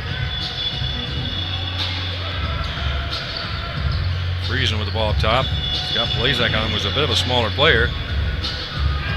Down to 9 seconds on the shot clock here. Cadogan taking it to the hole, a little spin move, and he finishes right over top of Blakeney. Not sure how he got that ball off, but he finished it strong at the hoop again. Becoming a trademark for Junior Cadogan. Cadogan livid that the ball didn't go his way. Pardon me, it is going to be Lightning ball. Yes, he let out a roar at half here. Thought it was going against London. But it is London ball, and he's bringing the ball up. And he's got Isaiah Umapeg guarding him. Kyle Johnson trying to get freed up with that early screen, unable to convert. Friesen with a quick shot. He's going to make it this time. No, he does not. Blakeney with a big strong board. He carves out a lot of space underneath there. As Davis again taking the hoop, and he blows right by his defender. In that case, it was Williamson, usually a reliable defender, being able to cut off the dribble penetration, but AJ Davis is playing strong tonight. Johnson unable to convert the short shot that Williamson has set up for him. And again, hard to the hoop. Ooh, that's tough ball. Tremar Sutherland. It's hammered. Well, Tremar Sutherland, a veteran of NBL Canada, he was with the Niagara River Lions last year. Also played with the Moncton Miracles. He's a guy who never really has been a top scorer, but he's always been a very valuable guard. He provides defense as well as a bit of scoring, and He's really been a good player for the KW Titans, the kind of guy you want to bring in when you've got an expansion team. Yeah, he plays very ruggedly, is probably a good word to put it for him. He gets rewarded by getting to go to the foul line. Unable to convert, though. Maybe he should take a little more time like his other players. Just kidding. Well, I mean, for pace of the game, I don't mind a bit of quicker shooting. Both, so full court press here by KW. They're trying to do everything they can possible to throw off London, and they do enough pressure that time. AJ Davis, that is. Joel Friesen step on the line. The pressure right off the foul shot. Really interesting time to do it, too. It was a very, very nice coaching move. Davis with the ball up top. This is Blazak trying to hold his position, throwing the ball. Good ball fake. Puts it inside to the big guy, and he muscles his way. No foul called. Criswell just able to affect his shot. Here's Cadogan again. A little behind pass. I am not sure what Criswell was thinking. He just threw the ball away, trying to get it to Capers, and then he runs right over the KW player. No regard for personal safety, and draws the charge. Foul on Criswell, his third. Need to be aware of all your surroundings.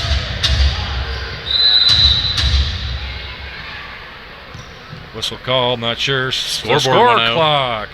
Well, that won't change really what the game is all about. KW is up top, and they are at this point in time playing better than the London Lightning. The London Lightning are out of sorts due to KW's style of play and their pestering defense. Okay, we gotta find out, John, who kicked the cable that unplugged the scoreboard here. Looks like they got it back and they're just getting it to the right numbers, but that's a first.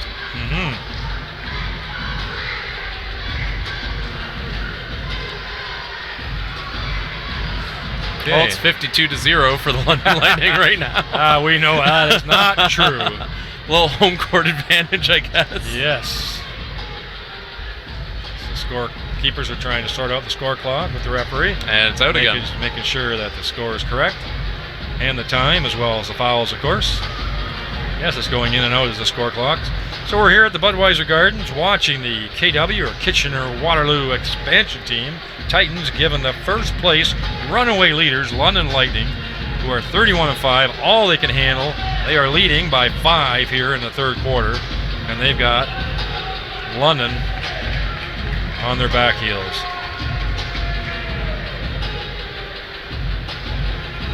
If you're KW, you got to be really happy about this game. London hasn't really been able to sustain anything. I think their defense has caused quite a few problems for London. London could say the same thing vice versa, but at the end of the day, they're down 5 here. Yeah, 5 team fouls already for the Lightning. Just at under the 7-minute mark in this quarter. Isaiah Moonpig, 3-lane, big screen there by Blakeney to allow him to get right to the basket. Doug Herring is sort of a wild shot. He was trying to draw a foul, we know, but you got to try to draw a foul and go up under control. The Lightning definitely are discombobulated. I got to say that once a game, right? Discombobulated due to, I think, KW's pace of play and their persistent defense. So Titans are up by 7. Now we know that Coach Kyle Julius, he does a great job on the bench, adjusting on the fly, making adjustments at halftime for strategy and what he's looking for substitution. So look to see if London come out with a little more focused look on their offense here.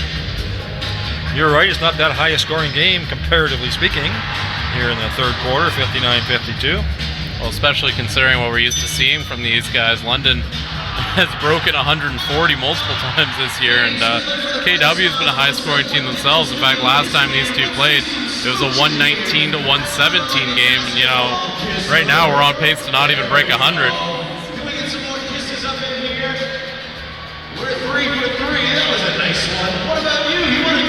London's still stuck on the 3-point shooting, right?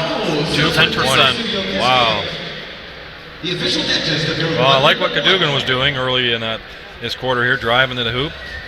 When he puts his head down, he really is hard to stop getting to the rim, and he's got great touch when he gets there. And I mean this with no disrespect to Junior Cadogan, though, but when London has the weapons that they have, Cadogan usually is the distributor. Usually when he goes scoring, it's because there's something not working on offense, and he's sort of taking control. So I don't think when Cadogan's scoring, it's obviously a good thing, but you want him to be doing it along with other guys, and right now Cadogan's the only guy who seems to be going. Same with Doug Herring. Both of them tied for the team lead with 10 points. Clearly they got something they can exploit at that point guard position. They might want to start going with that. Well, Anderson's been in foul trouble, so he's been off the floor quite a bit, the leading three-point shooter in the league, and for London as well. Joel Friesen's coming back from injury, does a great job backtracking and getting that steal. Friesen's been off for a few games with a wrist injury, and so far he's an offer for the three-point line. Usually a reliable three-point shooter as well. A little more weave play, it looks like, from London. More organized offense, down to 8 seconds, though. Nice roll. Criswell finishes under control that time. Nice set play by London Lightning. Again, just a battle underneath between Criswell and Blakeney. Blakeney, these guys should be a travel. No, they never called it. He never moved from his position afterwards. That's Sutherland with a long three. There's Capers, which we haven't heard too much from yet, even though he's quite capable of scoring a lot. And again, a poor play by the London player. And high up, Criswell to block the shot, but that is Adam Blazak taking it to the hoop again. That's the 16 fouls already here in this quarter. It's also going to be Criswell's 4th foul. I believe that's why we see Marvin Phillips getting ready to check in. Well, Coach Kyle Julius looking for some combinations that will work.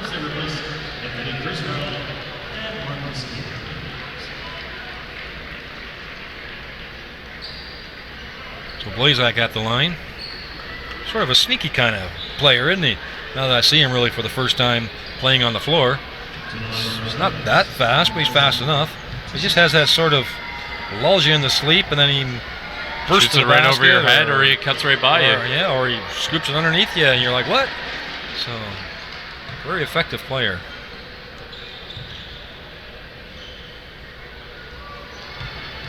Well, as we mentioned with Tremar Sutherland, Blazek, another one of those guys who are really good fits with an expansion team because they come in, they provide a lot, as well as providing a sort of a blue-collar mentality to your team. And both players have been a big part of this expansion season for the KW Titans. I like that analogy, blue-collar. I really get that impression from this team. And they have a couple of excellent players, but they're all a hard-working group. That's going to stand them well in the playoffs, I think. Yeah, I definitely think whether it's London or Windsor, of those teams in the bottom three, KW definitely the one you least want to see I agree when you get to the playoffs. That, yeah.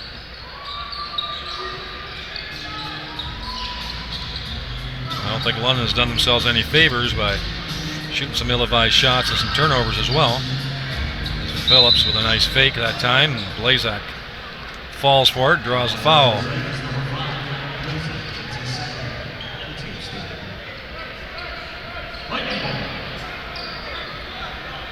(61-54), still holding a 7-point lead here. They haven't given it up since the halftime, halfway through this third quarter.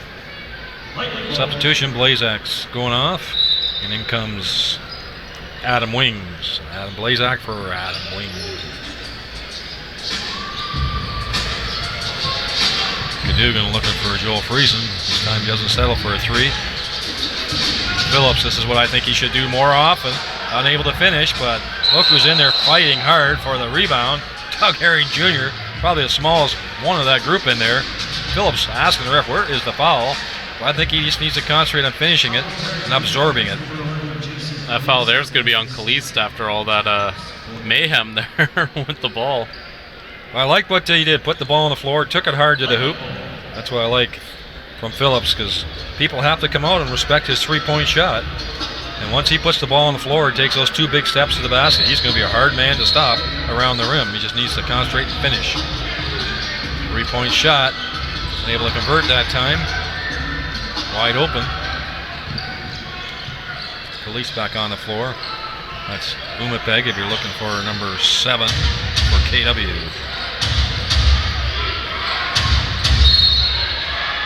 I think Phillips is a little frustrated playing pretty physical defense on Adam Wing, way out past the three-point line where he is really no danger.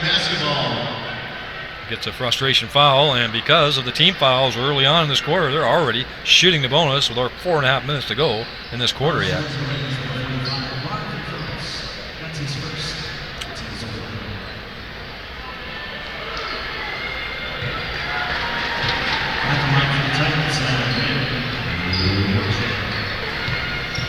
With this shot here, he can open up to a 9-point lead, which he does. The biggest lead of the game so far for KW.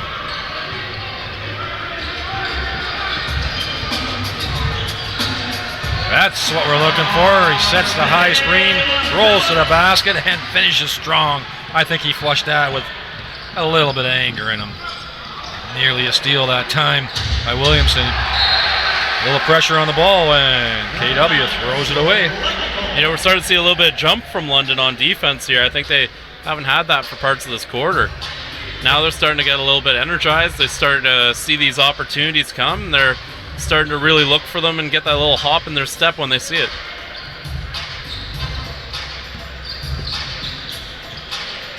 Corner for Dugan into Phillips again. They're featuring him. This is exactly what I think he can do. Very good play by Phillips again. Great ball movement and interior passing. That's what we seen in Marvin Phillips a few years ago when he was playing. He could just be a monster inside and then rip your heart out with a three-point shot. And this year he's been settling, I feel, too much for the three-pointers. That is a good sign for the London Lightning if he plays like that. Yeah, I think he's a guy who by no means is a bad three-point shooter. He's quite good at it, actually. But when you see him play, you see the strength, you see him make those cuts to the basket. And you almost want him to use that to set up the three as opposed to using the three as the primary option. Yeah, and let's be honest, he's struggling a little bit from the three this year. He has a good track record of shooting threes, but he's struggled the last few games hitting the open threes.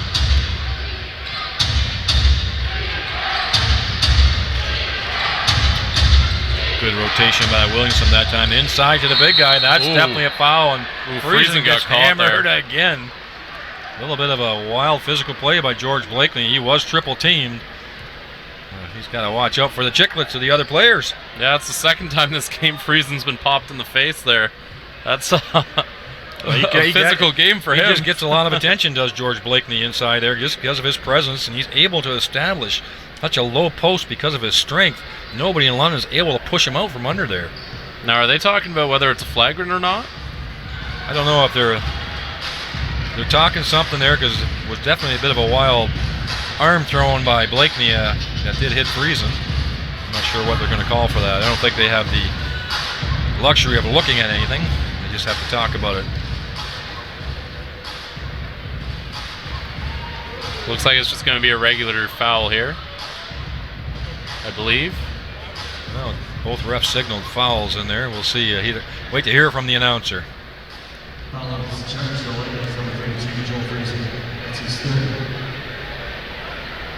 So Friesen picked up one. I think that's all it's going to be. Pardon me, they are going to get Blakeney one. Well, I think that was a good call. Like, that was not the first time there was some wild arm swinging going on, as you had called it earlier. I'm not sure how this all plays out for foul shooting, but I know Blakeney is going to be shooting his two. Well, Blakeney's would be a shooting foul, and then Friesen's would be non-shooting, correct? They didn't say flagrant, right? No, so it's just a regular foul on Blakeney. Oh, and KW is not in the bonus, so.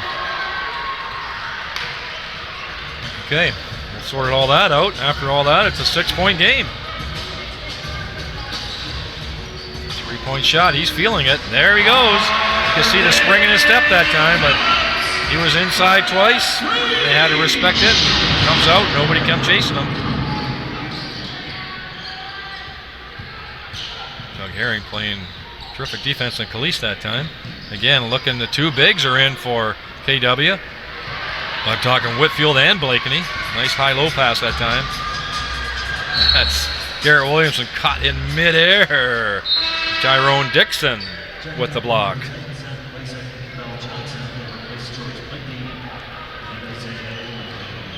So Blakeney's off, so they've gone small here, I'm thinking, right? Have the KW. Well, they did bring Cavell back in here. Yes, that's the lone height. Blazak back on as well. Phillips feeling it, that time unable to convert. I still think they can work for a better shot. They're down by 3 and a bit of a comeback here by London. That's Dixon with the ball in the corner. This is Blakeney again, or Blazak. Nice rotation by Adam Wing, but he can't hang on to it. Doug Herring Jr. throwing the ball in stride to Garrett Williamson with the flush. He put that down with some venom, I believe. A little bit of a statement jam brings Lightning within 1. And just getting hounded is Blazak. He's able to push it through and get it up to Adam Wing. Inside it goes to Johnson. He pushes into the corner. Can Dixon make a 3? No, it didn't look like he had his line lined up. That's Friesen with the long throw out. And again, Cadogan. Excellent play that time by Williamson, waiting for Cadogan to flash down the side. Cadogan anticipating the contact, absorbs it, and finishes. Great concentration. Like you said, he's a great finisher around the rim.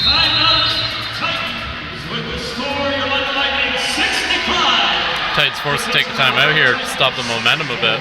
Oh, that's a 9-point run, or 10-point run, I believe. They were down by 9, was London. They're back up by 1, 65-64.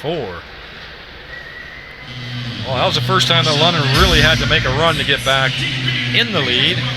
They have taken the lead in London a few times, and KW has come back 3 or 4 times to tie it up or get ahead.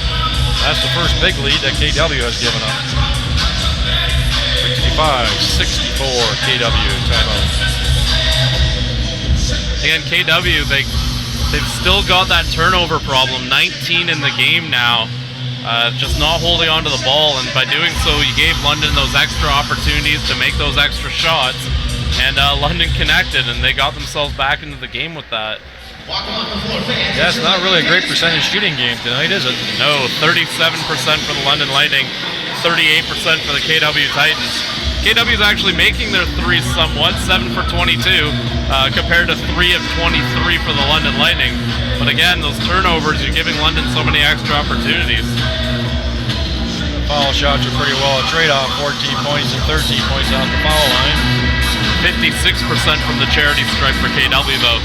Those are more extra opportunities they missed. could have capitalized, you're right. Rebounding is pretty well the same. Okay, and game's 1 point difference, so that makes a lot of sense. A lot of similar statistics. And again, you make those free throws, and Titans are up 9 here. Yes, that's true. That's 10 points you left on the floor. Cadogan buries in. He gets substituted for Kyle Johnson, who we have not heard too much tonight. He had a 31-point outbreak on Sunday against KW, but it's very quiet tonight. I don't think anyone on either team's really having a standout shooting performance tonight. Williamson's out there trying to keep the least in front of him. Throws it in the corner, and this is Tremar Sutherland. Nice play by Williamson as he's going out of bounds. He throws it off of Johnson. Very smart play there from Williamson. All right, so you got Friesen along with Doug Herring Jr., Kyle Johnson, Marvin Phillips, and Garrett Williamson. You've got Kalist along with Adam Blazak, Cadell Johnson, A.J. Davis, and Tyrone Dixon on the floor. And Johnson steals it. Phillips looking. Telegraphed that pass. Yeah, I don't know if Phillips was pursuing Johnson on the layup. Didn't think there was much contact there, but Johnson is down, and it looks like he went down awkwardly. Yeah, he's hurt. I did not see anything flagrant or anything about that. I don't think there was anything extra about that, but he's definitely hurt. Phillips goes over and gets some sportsmanlike hand check there. 2 veterans of NBL Canada. They've battled quite a bit with Cavell on the Brampton A's and the Orangeville A's, and of course Marvin Phillips on London Lightning for so many years. He makes his first. Brings it back within 1. Minute 37 left here in the third quarter. Both teams are in the bonus. Unable to convert his second, and Phillips is unable to hang on to it. He's the one that pushes it out of bounds. That should be KW ball as it is.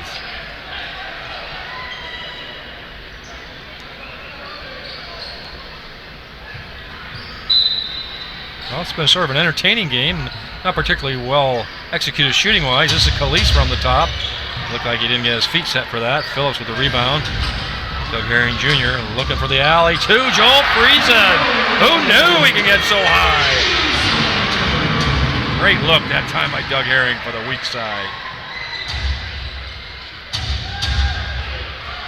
Put it inside. A bit of a mismatch with Herring, and Johnson does the fall away.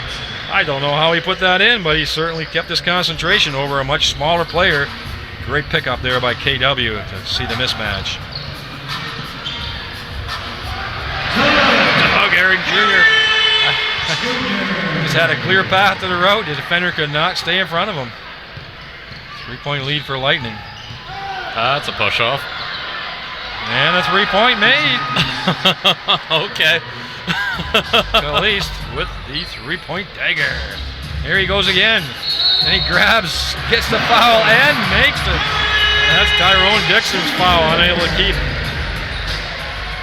Doug Herring Jr. in front of him. He's just determined to get to the basket, and he's finished both times.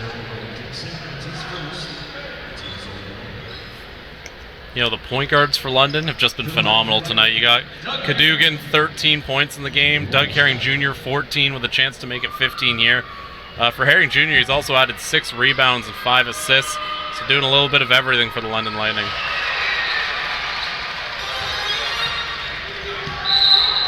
Also getting a foul.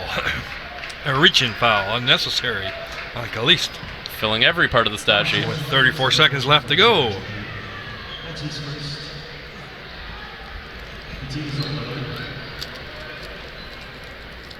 Yeah, that's a bonus.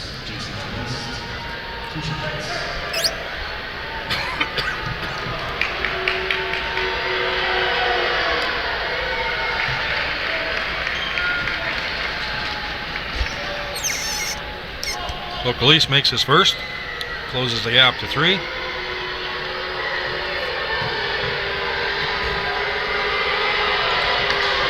And his second. Substitution coming in.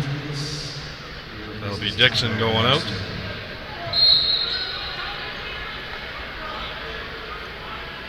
Full court pressure here.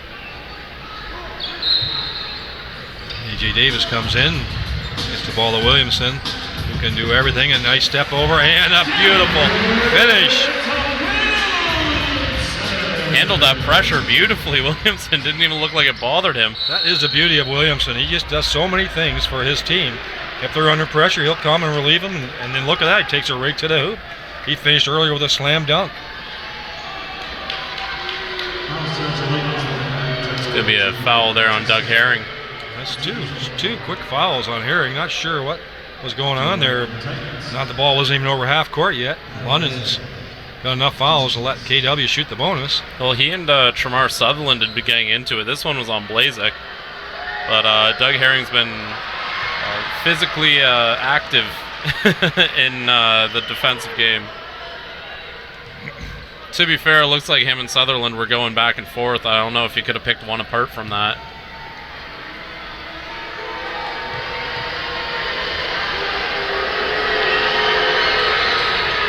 Blazek unable to convert either one of his foul shots. 17 seconds left here. London Lightning ball up by 3. Doug Herring Jr. has been the spark plug the last 4 or 5 minutes for the Lightning. A lot of physical contact underneath there. Friesen with a step back 3. Can he make his first one of the night? No, he's not able to. Phillips did his best with that offensive board to tip it in, but unable to convert. So it ends with a 3-point lead after all that. 9-point lead for KW in that quarter. London fought back, and they're up by 3. 1 quarter to go. Entertaining game. Yeah, and we finally got to see some scoring in that quarter, too. London, 32 points. The Titans, 26 points. And the Titans really gave them a fight in the early part of that quarter. London really stemmed the flow of that to get themselves back in it. But a great quarter of basketball for both teams. Shooting numbers are pretty well up across the board. Everyone's starting to make their shots. Again, for KW, the turnovers, they've had too many. 19 turnovers so far in this game. And the free throw shooting, 55%. Those are the extra things that kind of come back to bite you. And I think with London taking that lead to end out the third quarter, that's where it kind of bit them. Well, and really, they did it all without Whitfield in most of that third quarter with foul trouble. And Blakely was not part of the last little sequence either. So. And the point guard play for London, we mentioned it earlier, but Doug Herring Jr., 15 points, 6 rebounds, 5 assists. Junior Cadogan, 13 points, 3 rebounds, 4 assists. Those have been really the guys who have put in a lot of the effort when maybe things weren't working. Those are the guys who got the points. So just a great effort from those two. And this London backcourt, a lot of the games, it hasn't been the backcourt that puts up the huge numbers. It's one of those wing guys. Yes, you're right. It hasn't really been the point guard who does it. And in this game, Cadogan Herring Jr. Having a little bit of we're here too, as they put up some pretty good scoring in a game where scoring's been hard to come by. Well, they got a secret weapon coming, KW. We'll call him Glenn Whitfield. London's secret weapon is going to be, I'm going to say, Ryan Anderson. Hasn't played much because he's in foul trouble. Let's see if that comes true in this fourth quarter. Rather impressively, Ryan Anderson still leading the game in rebounds.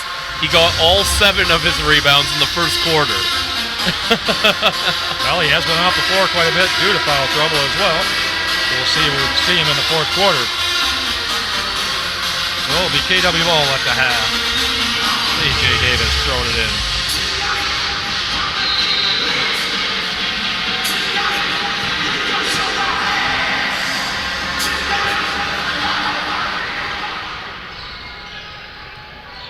Blazak Williamson on him, looking inside to Johnson. Phillips and Johnson.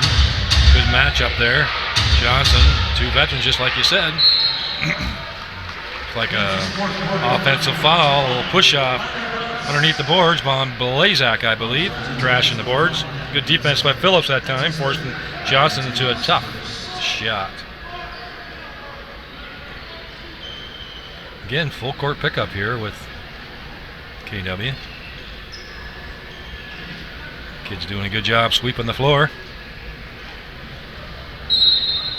That'd be a great spot to sit, right underneath the basket. Watch all that contact. Gotta be a lucky opportunity for these kids. Absolutely. Let's see if the pressure bothers London here. Absolutely, and it's a turnover right away, and then thrown off the back. Doug Herring Jr. sort of like, yeah, it was a little too much for me. But Caliste with the steal and the turnover on London.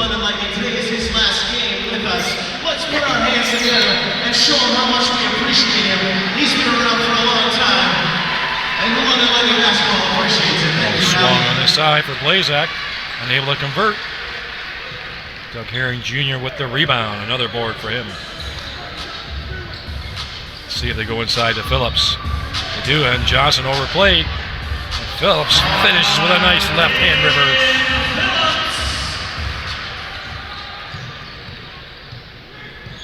Phillips with a bit of a mismatch here, guarding Caliste. Up top, see what Caliste wants to do. He's going to pull up for the 3. And in and out. That was close. Yeah, Cleve's one of the few guys who's actually had some luck from beyond the arc. I don't blame him for trying that shot there. Wide open look for Friesen. Did he convert his first one yet? Still for 5, I think, tonight. We do know, though, he can make those. AJ just bullies his way in there. No contest. Off the backboard. Back to 3 points.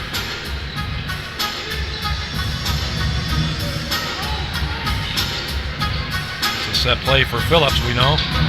Unable to convert. Into the corner, quick presence of mind by Garrett Williamson into Johnson. Boy, they are not making the threes tonight.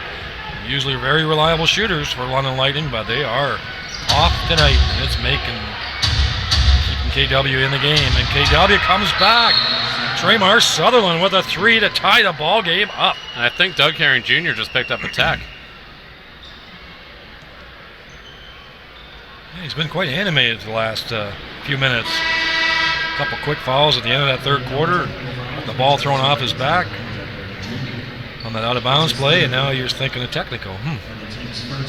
Yeah, it's too bad. He's had a really great game.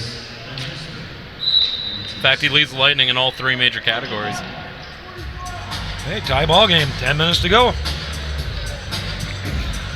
Maurice Bolden back on the floor again for the Lightning. Again, he just does a little hesitation.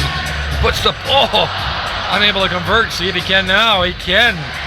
Just a beautiful little play over top of Whitfield. Missed the first take, made the second. Whitfield up top. A.J. Davis just again getting his way as will. Blazak with a wide open look, and he bounces around but could not convert. That was all A.J. Davis, or Fremar Sutherland, creating that one.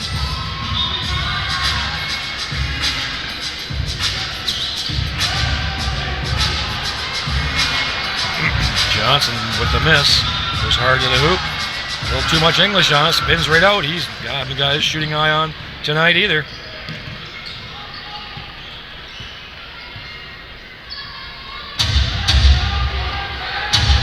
Friesen doing a great job with moving his feet, but he got called for the holding foul.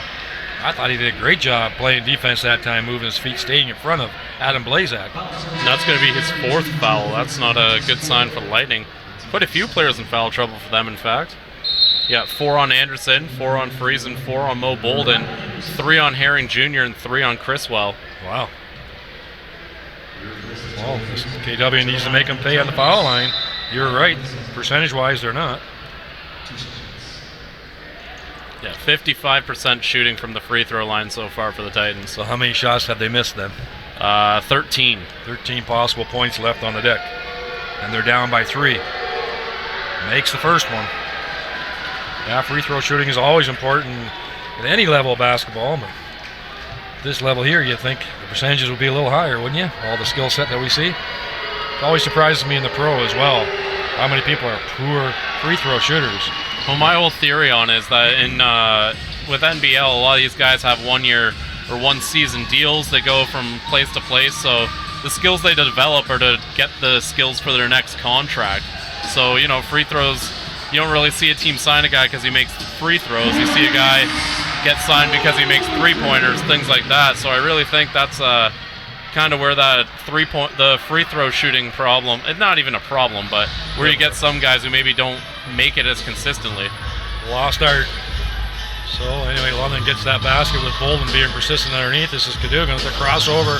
He's going to take and use his physical presence, but he's unable to convert over Glenn Whitfield. Another missed layup by KW that time, and that was Sutherland. As Ryan Anderson kicks the ball in the corner, Johnson is determined to keep shooting. That's what shooters do. Right now, he's unable to convert. He's an 0 for tonight as well, I believe. Northern fans of the game, Mark and Rick, they're up on the Jumbotron. They get themselves tickets to an upcoming game and a new T-shirt. Kyle has made 1 tonight, yes. Look at that percentage for 3-point shooting. And the number of attempts. London really Lightning, high, yeah. London Lightning, 3-pointers made, 27 attempted. Well, I think tonight they're more suited to go inside. So Isaiah Umapeg back on. Up top, Sutherland. He's been effective tonight, but that time was a travel. If I'm KW, I'm going to give it to Umapeg. Shot 50% beyond the arc last game on Sunday, and he's 3 for 4 tonight. He's probably the only guy with a positive shooting percentage going right now from beyond the arc. Well, he's guarding Cadogan right now. Bolden with the early screen, fades away. Ryan Anderson, trying to hunt down his shot as well. They are off tonight, are the shooters for the London Lightning. They're going to need to make it up for on defense. He stepped on the back line, as we've seen so many visiting teams do here. The lines are a bit thin around the court, maybe not quite as visible to what you normally would see on a basketball court. We've seen that many times. Seems like it's a pretty obvious line for us when we're sitting here, but I mean, when they're going full speed, it's a little harder to get that in your peripheral. And I think most courts do have the thicker sidelines as Agreed. well. Ryan Anderson looking for his shot and be able to convert again. They keep continuing to shoot the threes. Whereas I think Bolden has good advantage inside. They can get the ball to him. Blazak with a little Shot in the corner. Everybody's gone cold shooting. Williamson going to the hoop. Out of control again. Not pretty basketball, folks. Up and down the floor. Bit of a push off that time. It was. I'd say so. Sutherland, and that's give that credit to Junior Cadogan for staying with his man. That's his first. Substitutions on the plate. That's Sutherland's first, but foul trouble hasn't really been a huge issue for KW. However, Flenard Whitfield's one of those players who's been in foul trouble, so that's kind of had an impact on this game. He's at 4. Wing, he sat a lot Umapig, in the third quarter as well. yeah, Wing, Umapig, and Davis, and Blazik, and Blakeney all have 3.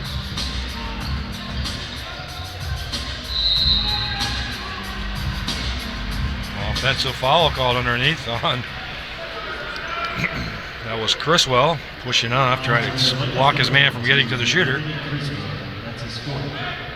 A lot of fundamental mistakes tonight I'm seeing. Fouls in areas where it don't matter. Push-off fouls underneath the board, not setting a good screen.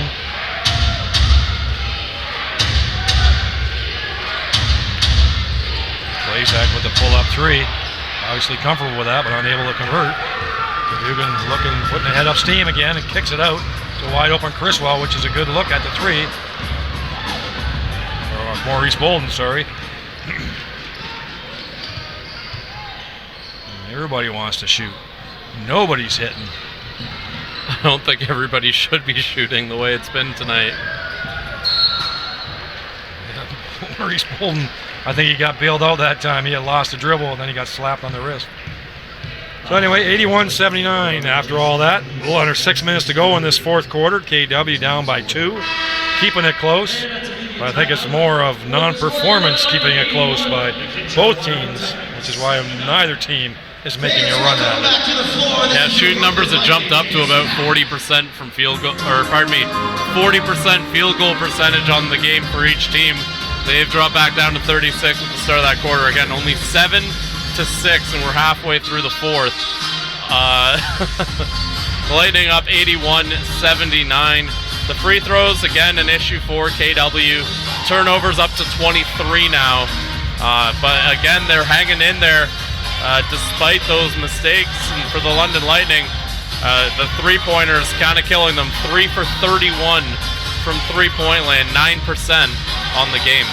Well, at some point in time you say, okay, enough of the three-point shot, unless it's coming out of a rotation where it's, ball goes inside, comes back out, and you're sitting wide open. But well, it's so much a part of their identity. I understand. It is. I agree, but at this point, I think you got to re-identify yourself. Yeah. Everybody's cold on London tonight for the threes, from what we can see, and they were having some success inside. So either driving to the hoop or getting some offensive boards and getting some putbacks.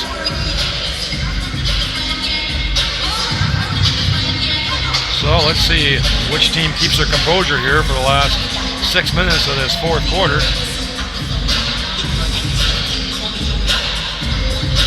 Should add, we did see some NBL history tonight. Earlier in the first quarter, Marvin Phillips became the second player in NBLC history to record 1,000 rebounds. First one to do it with a single team. That's impressive. Well, substitution here, so we got Whitfield in yet, number 33, the big for KW, as well as his partner, George Blakeney, is back in as well. They're going with size. Isaiah Umapeg, who's been the hot shooter but hasn't been able to get a sniff of any shots since the first half, is on the floor as well, along with the tenacious A.J. Davis. And Kalist is out there as well, Jason Kalist. Davis rather quietly has been leading KW in scoring in this game.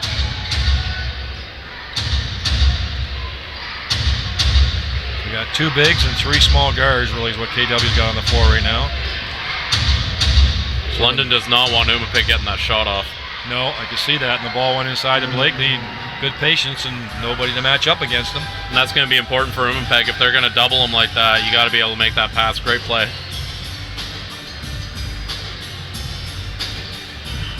Herring Jr. up top with Criswell and Bolden together as the 2 bigs. Ryan Anderson has the 3. Bolden trying to take it to the hoop, but unable to hang on to it. He's trying to back the stronger player. That time he rushed his shot again, but Criswell saves him, but he can't convert either. Can he get the ball back? He should. Nice ball movement by London. It's going to be 3 in the key, I would think that should be called, but it's not called. That's Criswell with the ball. Unable to hang on to it. That's going to be a held ball, and then that's going to be a flagrant foul on Maurice Bolden. That was totally unnecessary by Maurice Bolden. The whistle had already blown, and he pushed the player out of bounds. Who took offense at it? KW player, I think. Is that Kalist in there that threw the punch against Bolden? I believe so. Totally unnecessary. The whistle had already gone. Cooler heads are trying to prevail, but there are a couple still that have got their tempers up. That is Kalist. That Junior Cadogan is pushing over to the sideline. Good management there by Junior Cadogan. You know, I've got to give a shout out there. Ryan Anderson was a big part. He pretty much hugged the KW player, I believe it was Kalist, who was angry, and kind of calmed him down a bit. Kept him everything from boiling over into something much worse. I think KW fans have had their fill of that based on what happened earlier in the year. Well, I'm going to attribute that to just a little over aggressiveness by Maurice Bolden. They were both fighting for the ball. It was a held ball. The whistle was blown already, and for some reason he just did a physical yank on the ball and pushed the player right out of bounds flat on his back, and no KW players took offense to that. I believe he will get a flagrant. Not sure if he's tossed from the game or not. We'll see. Bolden was fighting hard underneath there and was being effective. Refs are still talking about how the fouls are going to go. There's definitely, at the very least, a flagrant on Mo Bolden. There had been a jump ball called before that. If it comes to that, it would be KW ball based on the possession arrow. But based on the foul situation, I think that might decide who ends up getting the ball out of this. I do believe I did see a punch thrown there. I believe it was Kalist. I don't think it made contact, but the intent is what counts. So we'll see what we get for a call here. The referees are still sorting it out. It really puts a damper sort of on an interesting, somewhat scrambly game, but competitive game. Well, it's disappointing for KW. This has probably been one of the best games they've played. They've got the #1 team within 2 points, and you're going to go and... I wouldn't say they started it. It was just kind of a build-up of circumstances there, but you know, you can't control that temper, and you end up potentially hurting your situation here. You would have had just the flagrant on Bolden if you do nothing. That is right. Well, still a 2-point game here. 5 minutes left in the fourth quarter. A bit of a pause in the action as the referees sort out who is getting all the fouls and the flagrants that we assume are coming with it, and who will have possession coming out of these foul calls.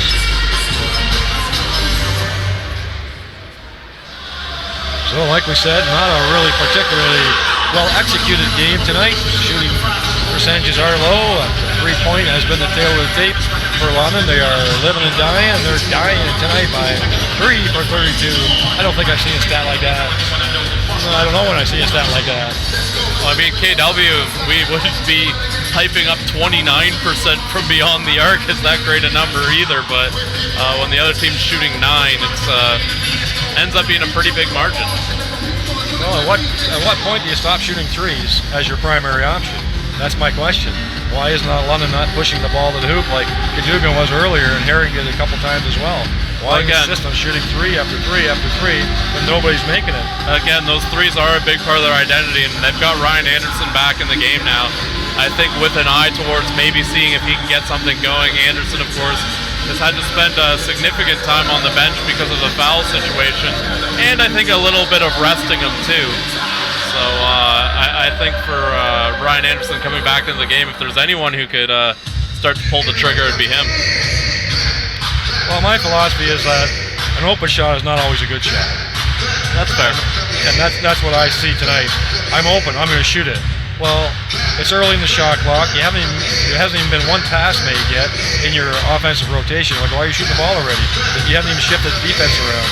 And a lot of 3-point shots, nobody could rebound them because there's no London players under there to get the ball.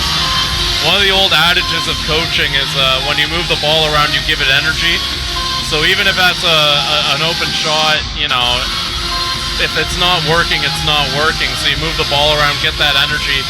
Looks like the refs are just explaining to the coaches the foul situation now. Well, give credit to KW Titans. They are giving a good battle to the first place team here. Let's see if we get any kind of announcements here from the bench. Calise is upset. I think he wants to talk to the referee. I have a feeling he got tossed. That's his fifth. Disqualifying fouls have been charged to Lightning's number 15, Garrett Williamson, and to the Titans number 11, Jason Caliste. Did I hear Garrett Williamson was in there? Yep. And Caliste, yes. Yeah, those are going to be disqualifying fouls, so I think that means that they're out of the game. Yes, they are, yep. 15 on, Williamson on London, and Caliste for the Titans, as well as the original flagrant on Bolden. That's going to be Bolden's 5th. That gives KW a shooting foul, it looks like, because of the flagrant. I did not really understand why Garrett Williamson, I saw some London players in the mix there, but I would find it hard to believe that he did anything to deserve getting tossed out of the game. But it could be a case of the refs just wanting to calm it down, so they take one from each. Yeah. Again, we didn't really have a great angle from where we were to see what was going on. We had the stanchion for the basketball net in the way. Yeah. But that's what so the refs Williamson decided. is also ejected from the game. He's heading his way to the locker room with throwing the towel, a bit of a disgust. So a bit of a puzzlement there. We didn't see it, but the referees were there. And Caliste, I was pretty sure, had thrown a punch, so he had to go. And Bolden gets the flagrant foul, his 5th, like you said. And Blazak makes the foul shot. And they should also be getting the ball back, I believe. So, 1-point game makes this. It's after all this hullabaloo and kerfluffle, 5 minutes to go. It's going to be a tie ball game, and he makes it to make it a tie game. Well, Bolden stays on the floor even after all that display of aggressiveness. Coach keeping him on there. See if he can keep his composure. Like I said, whatever team can keep his composure. I said that after the last time out. I think it's going to win this ball game. It's not been a pretty game, skill set wise or shooting wise. Winnipeg with the ball, Bolden in front of him. A.J. Davis taking it to the hole. Good defense by Ryan Anderson.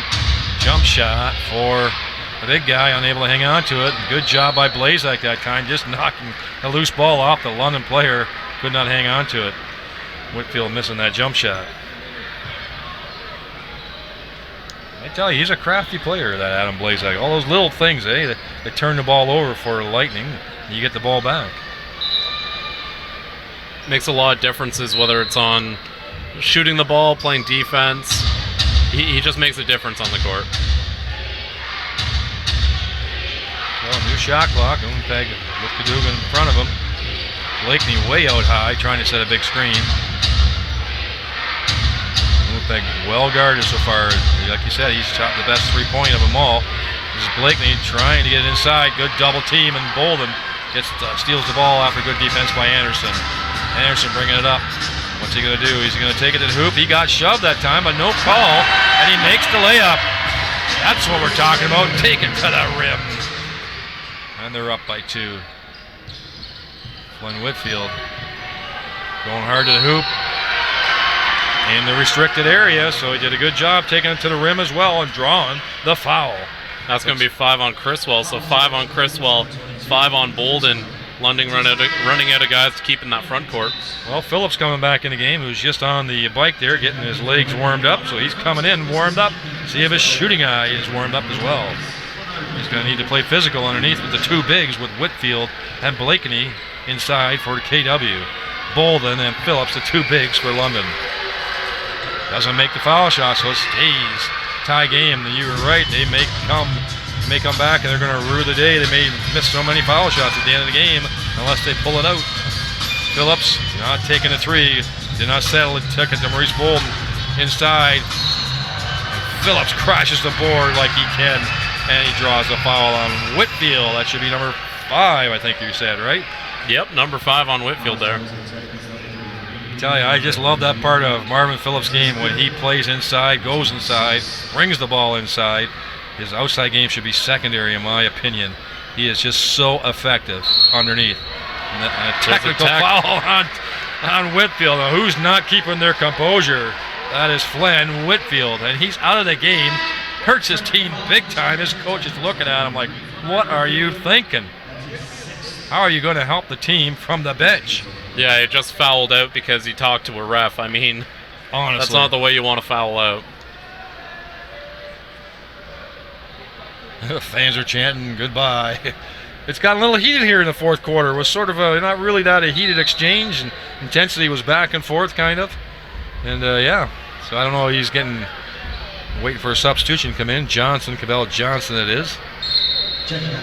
So Phillips should be shooting his foul shots, I believe. That's what's happening here, because he had gotten the offensive rebound. Makes his first one. I think if he makes the second one, he's going to probably shoot the technical foul as well. At least I would if I were the coach. Keep you on there. He makes his second one. Stay on there. Nope. And Ryan Anderson coming in, the best foul shooter on the team. See if that can get his shooting eye warmed up. Maybe you just need to get to the foul line before he can shoot threes. Let's see what happens. He makes it. And that's going to be the London possession. What a costly foul, technical foul. Unbelievable. You're already at the foul line as the Lightning. You get the technical fouls, and they make the foul shot, and London gets the ball back. If London scores here just at 2, all of a sudden you're down 5 from what had been a tied game. Golden taking the ball to the hoop. Looks like he popped out of his hand, and Johns bounced off of Johnson. Golden thinking he's got hammered there, but he needs to be a little bit stronger with that ball, I think. That's a couple times now where we've seen it come squeezing out of his hands. Cadogan with the ball on the end line. Up top for Anderson. Back in for Cadogan. Good save. And Blazak, that sneaky, crafty veteran, steals the ball again for KW. Can they convert? Tough. Wow, A.J. Davis. Very impressed with his game. Now, London seems to be the team that wants to slow it down a bit here. 1-point game again. Walks up to a 3-point. Unable to convert. Nobody in. That's what I'm saying. An early 3-point, like there's nobody in there for the rebound. Phillips sees a shot going up. He has no chance to get a position for an offensive board. That's where I think London hurt themselves tonight. Davis again pushing it inside to Blakeney. And Blakeney, for some reason, rips the ball out of the fan's hand. He's showing his temper, and the referee is giving him an earful. What are you doing? Again, they can't really afford more fouls. He's talking to him again, to Blakeney. He said, like, what are you doing? The fan was just holding the ball. Do not rip the ball out of the fan's hand. Well, not just that, but the Titans are over the limit, so if Blakeney took a foul for that, you're just giving London more points. Absolutely. Oh, how did he get open? Unable to convert. That was Umapeg. Isaiah. Good ball rotation on the out-of-bounds play for KW. Still a 1-point lead for the Lightning. 2:48 left to go. Pull-up jumper. He's feeling it now. That's Ryan Anderson I'm talking about. He's giving up on the 3. He went for the 2. And they're up by 3. Well, this game has taken a bit of an edge. A little bit of very competitive here at the end. And Phillips trying to recover on the defensive tie. Good play by George Blakeney, keeping Phillips on his hip and turning strong to the other side, not allowing Phillips to come over and block that shot.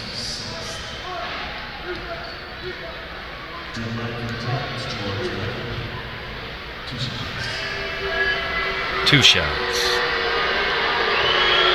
Blakeney only 5 of 8 from the free throw line tonight. Make that 5 of 9. Again, the free throws, that makes it 15 missed free throws for the Titans. And how many for the Lightning? London's only missed 3. Wow. Joel Friesen back in the game. Looking for Ryan Anderson to take the ball. They feel like he has an advantage, I think. See if he takes this man off the dribble with an early screen or not. Phillips coming up high. Yes. Anderson looking for the 3. Yes, he is. Hunting down this 3. He makes it. Finally, after all that, after a good screen and a set play by London, gets an open look that he finally buries. And he knocks the ball loose as well. And George Blakeney with a hard foul on Friesen. I think it might have been sort of a stopping the fast break, but turnover again, hurting KW. Good hands by Ryan Anderson, contributing with the jump shot and the three-point shot and knocking the ball loose for the steal. Well, Ryan Anderson hasn't played a ton of minutes in this game, but the ones he has played have been pretty high impact. Again, he's got a double-double tonight now, 12 points, 10 rebounds. 10 rebounds, an outstanding stat from your shooting guard.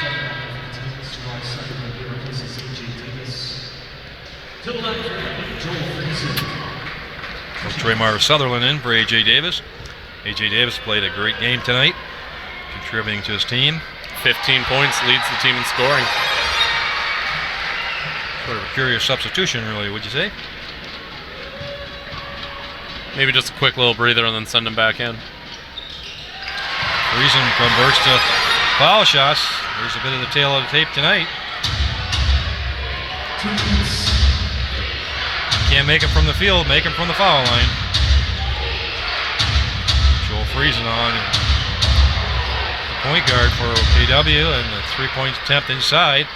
This is Blakeney with the ball. I don't know what he was doing. Was that a shot attempt? I think it just slipped out of his hand? Yeah. He had great offensive position there. I didn't know what was happening. There's a couple of his teammates around him, too. I wonder if he just accidentally caught one of them when he brought the ball up. Got an offensive board, unable to convert.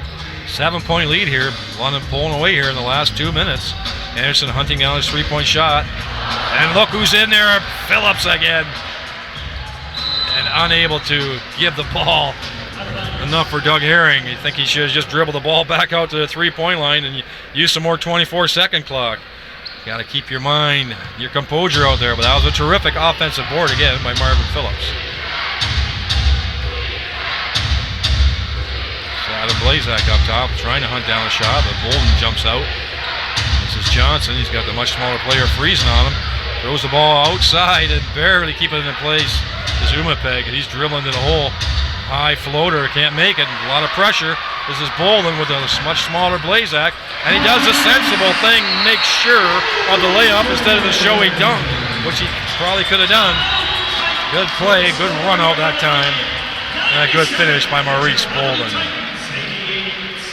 97-88. London pulling away here in the last minute and a half. KW crashing and burning at the foul line and with some turnovers. In the end, they were competitive up till about 2 minutes ago. Yeah, it's a little too bad for the Titans. They really did play a good defensive game. London still only 4 of 35 from three-point land. Usually if you hold London to that low of a shooting number, you put your team in a good spot. Unfortunately, the Titans weren't able to adjust and make their own shots to add to that. So it didn't work out quite the way the Titans wanted to. Also, the rebounding numbers have been pretty even right through to the third quarter. That number is now a huge 69-55 lead for the London Lightning.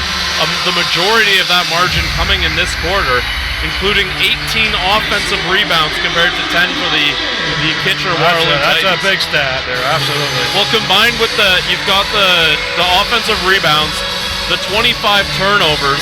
I mean, that's too many extra opportunities to give the London Lightning and not expect them to take advantage of at one point or another. Well, give credit to London Lightning. They have found ways to win different ways this year. They win an ugly. Three-point was not working for them tonight, but they did find other ways to do it. Offensive rebounds, making their clutch free throws, and taking it to the hoop when they needed to.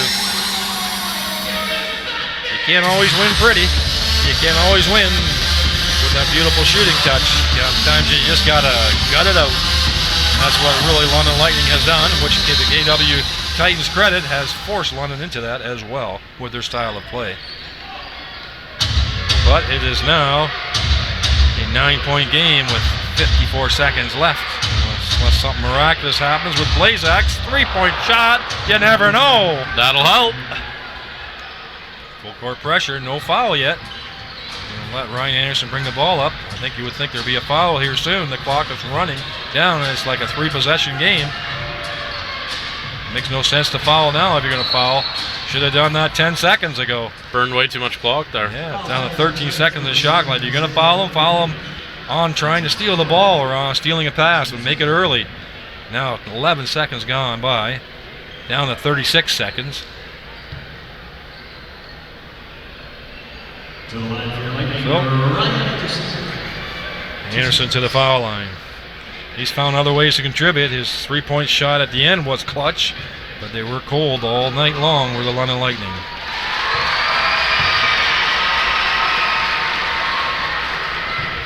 It's almost fitting that London's likely going to end this game with free throws, considering free throws made a huge difference in this matchup. Yeah, that's a good point. I agree with that 100%. And they have not broken the 100-point mark, which is unusual for London Lightning. Blazak going to hit another miraculous three. No, on his back foot, unable to convert. Phillips just taps the ball to Doug Herring Jr. They're going to have to get one shot off here. It's almost as similar to Dean's shot and the shot clock. Doug Herring Jr. holding the ball up, 99-91. Going to be an 8-point win here for the London Lightning. And good sportsmanship being shown on the floor here now between the two teams as the game comes to an end. And that's the ball game, 99-91. KW Titans coming to London Budweiser Gardens, giving them everything they had, but it wasn't enough in the end. Yeah, I think you were absolutely right, Chris. Telltale was the foul shots and the offensive boards. There's too many extra opportunities to not expect London to make some sort of a comeback with. Okay, so final score, 99-91. Jonathan Howling and Chris Croucher, we had pleasure calling the game for you tonight. Aaron and Justin are going to wrap up the game for you afterwards. Till the next time, we'll see you, sports fans.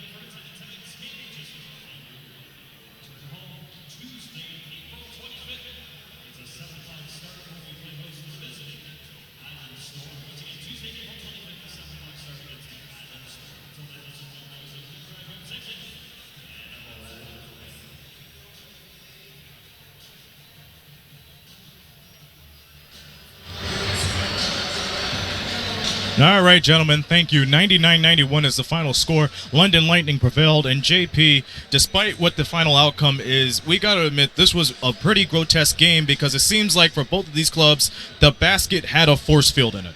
Yeah, this was just, for most of this game, it just felt like an ugly game to watch, really, because both teams just could not shoot this ball. Overall, if you look at the stats, both shot around 36%. Both of them seem to have a lid on the three-point line for the most part. Kitchener-Waterloo 10 of 35, London 4 of 35. Kitchener-Waterloo struggled mightily from the free throw line, and that might be one of the main reasons why they lost tonight, missing 15 free throws from the line. This was just an ugly game to watch shooting-wise from the get-go, it seems, and it just seemed to start only picking up momentum and interest when down the stretch, when starting the feelings and emotion started to become up in play in the final minutes. And it's like what I usually say to one of the Lightning fans when I meet her at halftime. When it gets chippy, you bring on the dippy, and that's what happened right here. Jason Callis and Garrett Williamson got ejected, and then all of a sudden, the Titans' star player, Flanar Whitfield, he got ejected for mouthing off, unfortunately, and that was one of the key aspects for the Titans to come back into this game. So, unfortunately, you have to switch to small ball. Adam Blazek did all he can to switch it up and try to bring this Titans team back to it, but the London Lightning pretty much got their number, especially Marvin Phillips, who led scoring with 16 points. Here's the thing with when Whitfield got that technical, I think that is when it went from Kitchener-Waterloo has the momentum the same amount as London to it all going to London, because you lost your top scorer right there. You lost a lot of momentum right there. 3 free throws made it a 3-point game. they just could not recover after that. I feel. And it's nothing more you could do, especially when the game is on the line. And the Titans, they needed this win the most, considering how playoff stipulations are. Now, because of the Kitchener-Waterloo loss, the Windsor Express have now clinched second place in the Central Division pretty much. Almost, I should say. Oh, Windsor really? still needs to win on Sunday to officially clinch that second seed. Because according to the National Basketball League of Canada's social media department, they would need not only the win, but tonight's loss. And as well tonight, a big moment, Halifax has secured themselves that first seed in their Atlantic Division with their win tonight in the St. John loss, which we'll get to in just a second. So they got something secured right there as well. Well, I was half and half on that, but, one half is done for the Windsor Express, but of course, like you said, Sunday is a big one. For Kitchener-Waterloo, they host the Orangeville A's Saturday night, and then Knockstrom.tv has the final part of this installment of the 401 rivalry Sunday afternoon for a 2 p.m. tip. We'll be back at the WFCU Center, where it could be a crucial game. If the Express win, they clinch second place for sure. If not, then they're going to have to pick up a lot more wins in the home stretch of the season to back them up. So that's going to be a big game. Tune in for that, because I'm sure it's going to be a big one. Quickly, we have an out-of-town score. Orangeville A's, they beat the Moncton Miracles 133-108, and Orangeville is hanging on to the final playoff seed. Yes, Orangeville with this win, all they need is one win or a Riverlines loss, and they seal up that playoff spot. So with their next game coming up this weekend, it's now a big-time chance to clinch that playoff spot, in my opinion, right now. A big win tonight to help with their causes. It's just a matter of keeping the momentum going and not going on a losing streak at the wrong time, because, like I mentioned at the halftime, if Niagara wins 4 games straight and Orangeville loses 4 games straight, Niagara's in, Orangeville's out. There's still a long shot of that happening, but they would very much seal it with one more win.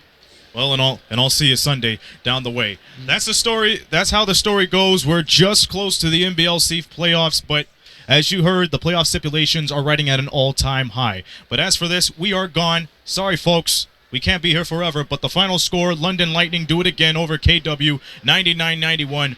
Behave yourselves. We'll see you Sunday for the 401 Tilt. This has been a presentation of Knockstrom Digital Media, producing the media excellence in Southern Ontario. Thank you all for watching. Till Sunday, for JP, this be Aaron Sanders saying so long from the Forest City.